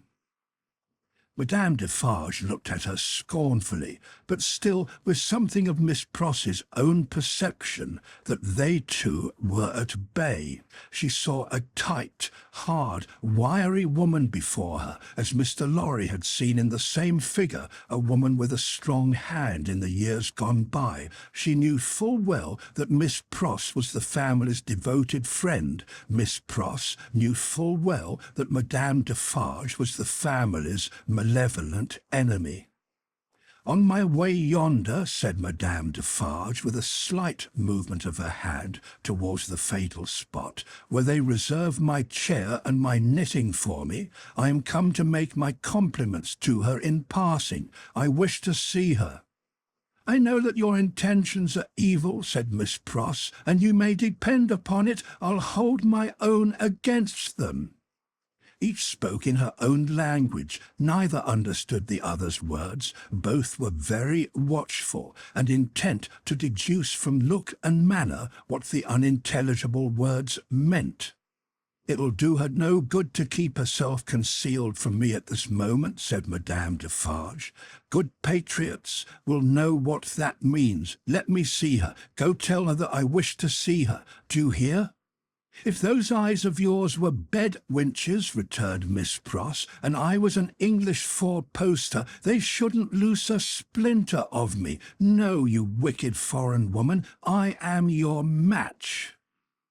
Madame Defarge was not likely to follow these idiomatic remarks in detail, but she so far understood them as to perceive that she was set at naught. "Woman imbecile and peg-like," said Madame Defarge, frowning. "I take no answer from you. I demand to see her. Either tell her that I demand to see her, or stand out of the way of the door and let me go to her." This with an angry explanatory wave of her right arm. "I little thought," said Miss Pross, "that I should ever want to understand your nonsensical language, but I would give all I have, except the clothes I wear, to know whether you suspect the truth or any part of it." Neither of them for a single moment released the other's eyes. Madame Defarge had not moved from the spot where she stood when Miss Pross first became aware of her, but she now advanced one step. "I am a Briton," said Miss Pross. "I am desperate. I don't care an English twopence for myself. I know that the longer I keep you here, the greater hope there is for my ladybird. I'll not leave a handful of that dark hair upon your head if you lay a finger on me." Thus Miss Pross, with a shake of her head and a flash of her eyes between every rapid sentence, and every rapid sentence a whole breath. Thus Miss Pross, who had never struck a blow in her life. But her courage was of that emotional nature that it brought the irrepressible tears into her eyes. This was a courage that Madame Defarge so little comprehended as to mistake for weakness. "Ha, ha," she laughed. "You poor wretch! What are you worth? I address myself to that doctor." Then she raised her voice and called out, "Citizen Doctor, wife of Evremond, child of Evremond, any person but this miserable fool, answer the Citizeness Defarge." Perhaps the following silence, perhaps some latent disclosure in the expression of Miss Pross's face, perhaps a sudden misgiving, apart from either suggestion, whispered to Madame Defarge that they were gone. Free of the doors, she opened swiftly and looked in. "Those rooms are all in disorder. There has been hurried packing. There are odds and ends upon the ground. There is no one in that room behind you. Let me look." "Never," said Miss Pross, who understood the request as perfectly as Madame Defarge understood the answer. "If they are not in that room, they are gone, and can be pursued and brought back," said Madame Defarge to herself. "As long as you don't know whether they are in that room or not, you are uncertain what to do," said Miss Pross to herself.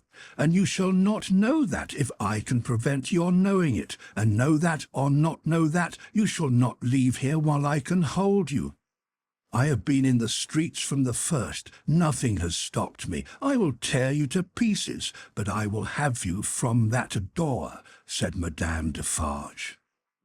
"We're alone at the top of a high house in a solitary courtyard. We're not likely to be heard, and I pray for bodily strength to keep you here, while every minute you are here is worth 100,000 guineas to my darling," said Miss Pross. Madame Defarge made at the door. Miss Pross, on the instinct of the moment, seized her round the waist in both her arms, and held her tight. It was in vain for Madame Defarge to struggle and to strike. Miss Pross, with the vigorous tenacity of love, always so much stronger than hate, clasped her tight, and even lifted her from the floor in the struggle that they had. The two hands of Madame Defarge buffeted and tore her face, but Miss Pross, with her head down, held her round the waist and clung to her with more than the hold of a drowning woman.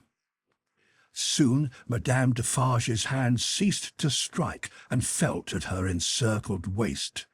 "It is under my arm," said Miss Pross in smothered tones. "You shall not draw it. I am stronger than you. I bless heaven for it. I hold you till one or other of us faints or dies." Madame Defarge's hands were at her bosom. Miss Pross looked up, saw what it was, struck at it, struck out a flash and a crash, and stood alone, blinded with smoke. All this was in a second. As the smoke cleared, leaving an awful stillness, it passed out on the air, like the soul of the furious woman whose body lay lifeless on the ground. In the first fright and horror of her situation, Miss Pross passed the body as far from it as she could, and ran down the stairs to call for fruitless help. Happily, she bethought herself of the consequences of what she did in time to check herself and go back. It was dreadful to go in at the door again, but she did go in, and even went near it to get the bonnet and other things that she must wear. These she put on out on the staircase, first shutting and locking the door and taking away the key. She then sat down on the stairs a few moments to breathe and to cry, and then got up and hurried away. By good fortune she had a veil on her bonnet, or she could hardly have gone along the streets without being stopped. By good fortune, too, she was naturally so peculiar in appearance as not to show disfigurement like any other woman. She needed both advantages, for the marks of gripping fingers were deep in her face, and her hair was torn, and her dress, hastily composed with unsteady hands, was clutched and dragged 100 ways. In crossing the bridge, she dropped the door key in the river. Arriving at the cathedral some few minutes before her escort, and waiting there, she thought, what if the key were already taken in a net? What if it were identified? What if the door were opened and the remains discovered? What if she was stopped at the gate, sent to prison, and charged with murder? In the midst of these fluttering thoughts, the escort appeared, took her in, and took her away. "Is there any noise in the streets?" she asked him. "The usual noises," Mr. Cruncher replied, and looked surprised by the question and by her aspect. "I don't hear you," said Miss Pross. "What do you say?" It was in vain for Mr. Cruncher to repeat what he said. Miss Pross could not hear him. "So I'll nod my head," thought Mr. Cruncher, amazed. "At all events she'll see that." And she did. "Is there any noise in the streets now?" asked Miss Pross again, presently. Again Mr. Cruncher nodded his head. "I don't hear it." "Gone deaf in an hour," said Mr. Cruncher, ruminating, with his mind much disturbed. "What's come to her?" "I feel," said Miss Pross, "as if there has been a flash and the crash, and that crash was the last thing I should ever hear in this life." "Blest if she ain't in a queer condition," said Mr. Cruncher, more and more disturbed. "What can she have been a-taking to keep her courage up? Hark, there's a roll of them dreadful carts. You can hear that, miss?" "I can hear," said Miss Pross, seeing that he spoke to her, "nothing. Oh, my good man, there was first a great crash, and then a great stillness, and that stillness seems to be fixed and unchangeable, never to be broken any more as long as my life lasts." "If she don't hear the roll of those dreadful carts, now very nigh their journey's end," said Mr. Cruncher, glancing over his shoulder, "it's my opinion that indeed she never will hear anything else in this world." And indeed she never did.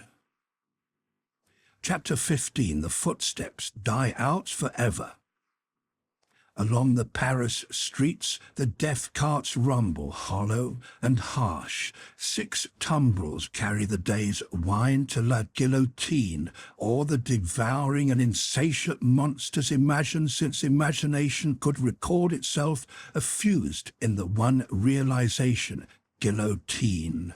And yet there is not in France, with its rich variety of soil and climate, a blade, a leaf, a root, a sprig, a peppercorn, which will grow to maturity under conditions more certain than those that have produced this horror, crush humanity out of shape once more under similar hammers, and it will twist itself into the same tortured forms. Sow the same seed of rapacious license and oppression over again, and it will surely yield the same fruit according to its kind.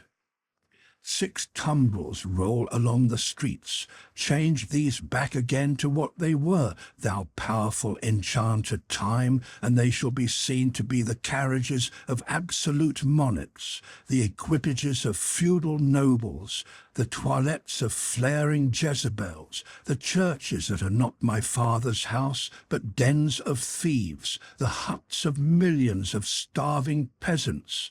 No.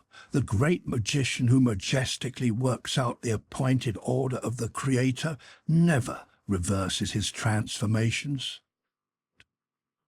"If thou be changed into this shape by the will of God," say the seers to the enchanted in the wise Arabian stories, "then remain so.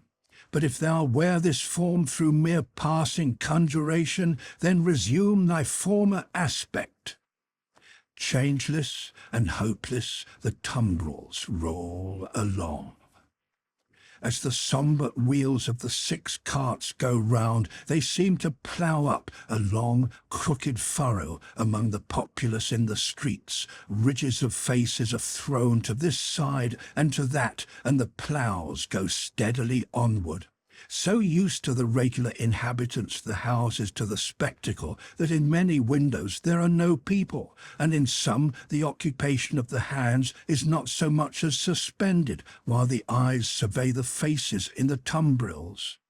Here and there the inmate has visitors to see the sight. Then he points his finger with something of the complacency of a curator or authorized exponent to this cart and to this, and seems to tell who sat here yesterday and who there the day before. Of all the riders in the tumbrils, some observed these things and all things on their last roadside with an impassive stare. Others with a lingering interest in the ways of life and men, some seated with drooping heads as sunk in silent despair. Again, there are some so heedful of their looks that they cast upon the multitude such glances as they have seen in theatres and in pictures. Several close their eyes and think, or try to get their straying thoughts together. Only one, and he a miserable creature of a crazed aspect, is so shattered and made drunk by horror that he sings and tries to dance. Not one of the whole number appeals by look or gesture to the pity of the people. There is a guard of sundry horsemen riding abreast of the tumbrils, and faces are often turned up to some of them, and they are asked some question. It would seem to be always the same question, for it is always followed by a press of people towards the third cart. The horsemen abreast of that cart frequently point out one man in it with their swords. The leading curiosity is to know which he is. He stands at the back of the tumbril, with his head bent down, to converse with a mere girl who sits on the side of the cart and holds his hand. He has no curiosity or care for the scene about him, and always speaks to the girl. Here and there in the long street of Saint-Honoré, cries are raised against him. If they move him at all, it is only to a quiet smile as he shakes his hair a little more loosely about his face. He cannot easily touch his face, his arms being bound. On the steps of a church, awaiting the coming up of the tumbrils, stand the spy and prison sheep. He looks into the first of them, not there. He looks into the second, not there. He already asks himself, has he sacrificed me? When his face clears as he looks into the third. Which is Evrémonde, says a man behind him. That at the back there. With his hand in the girl's? Yes. The man cried, "Down, Evrémonde, to the guillotine, all aristocrats! Down, Evrémonde!" "Hush, hush," the spy entreats him timidly. "And why not, citizen? He's going to pay the forfeit. It will be paid in 5 minutes more. Let him be at peace." But the man continued to exclaim, "Down, Evrémonde!" The face of Evrémonde is for a moment turned towards him. Evrémonde then sees the spy and looks attentively at him and goes his way. The clocks are on the stroke of 3, and the furrow ploughed among the populace is turning round to come on into the place of execution and end. The ridges thrown to this side and to that now crumble in and close behind the last plough as it passes on, for all are following to the guillotine.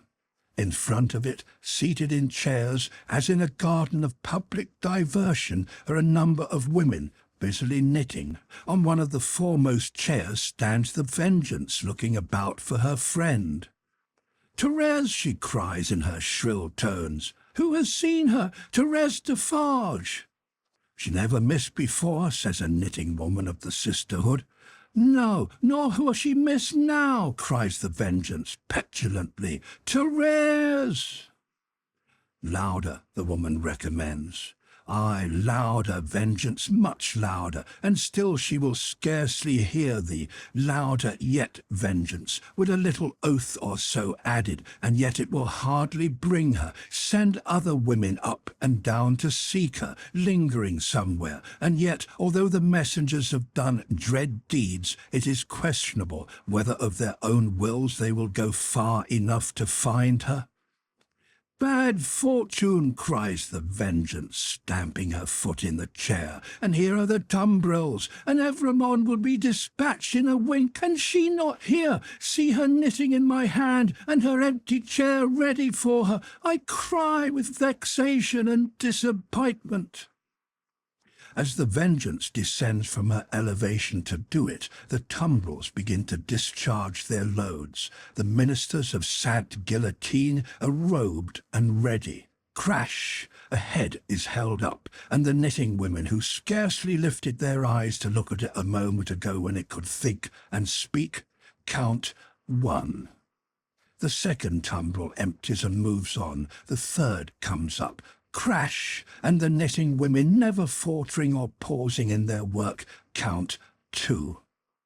The supposed Evrémonde descends, and the seamstress is lifted out next after him. He has not relinquished her patient hand in getting out, but still holds it as he promised. He gently places her with her back to the crashing engine that constantly whirs up and falls, and she looks into his face and thanks him. But for you, dear stranger, I should not be so composed, for I am naturally a poor little thing, faint of heart. Nor should I have been able to raise my thoughts to him who was put to death, that we might have hope and comfort here today. I think you were sent to me by heaven. Or you to me, says Sidney Carton.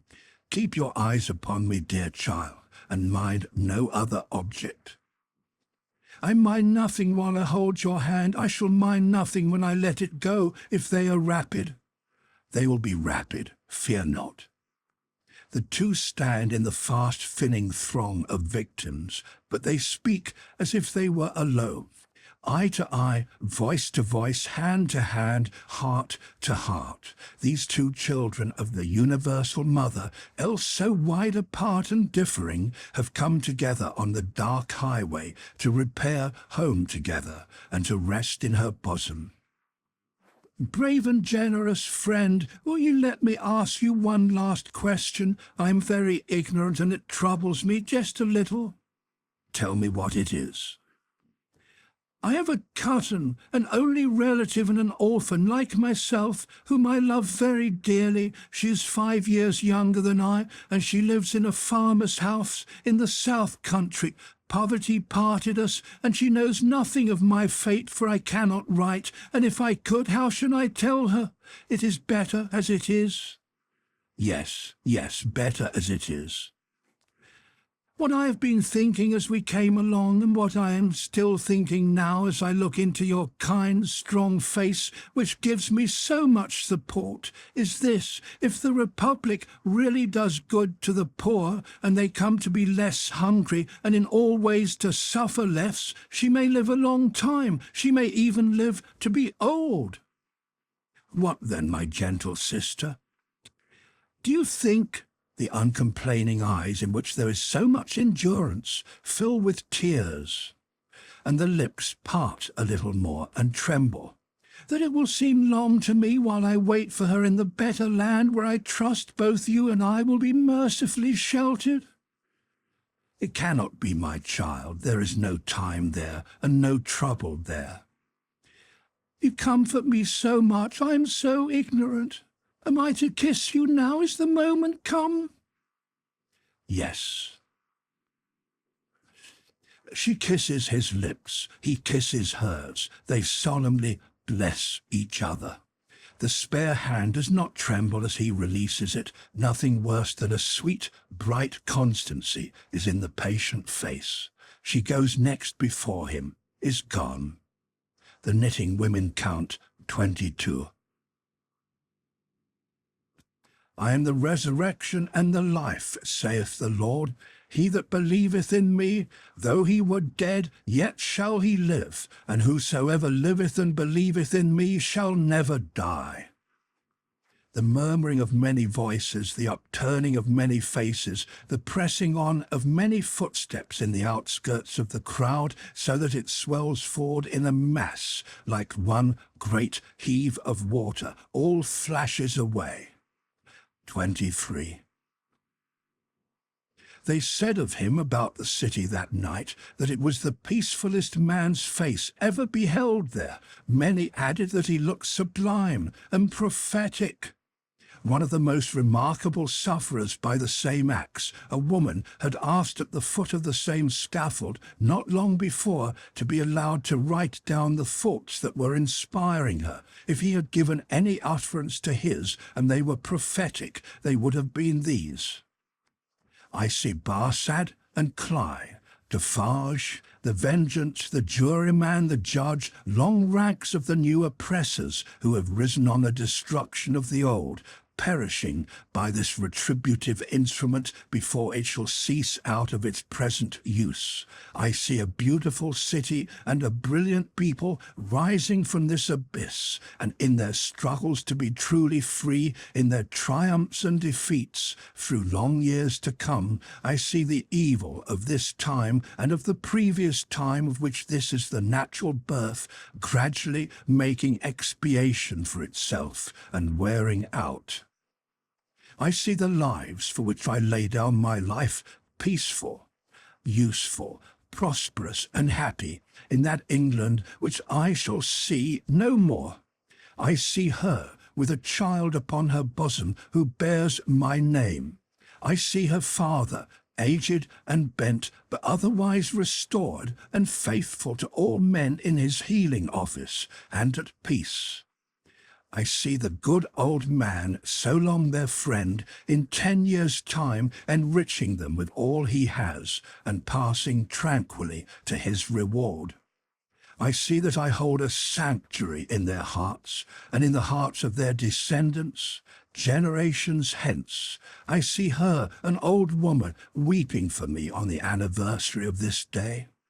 I see her and her husband, their coarse dung, lying side by side in their last earthly bed, and I know that each was not more honoured and held sacred in the other's soul than I was in the souls of both. I see that child who lay upon her bosom and who bore my name, a man winning his way up in that path of life which once was mine. I see him winning it so well that my name is made illustrious there by the light of his. I see the blots I threw upon it faded away.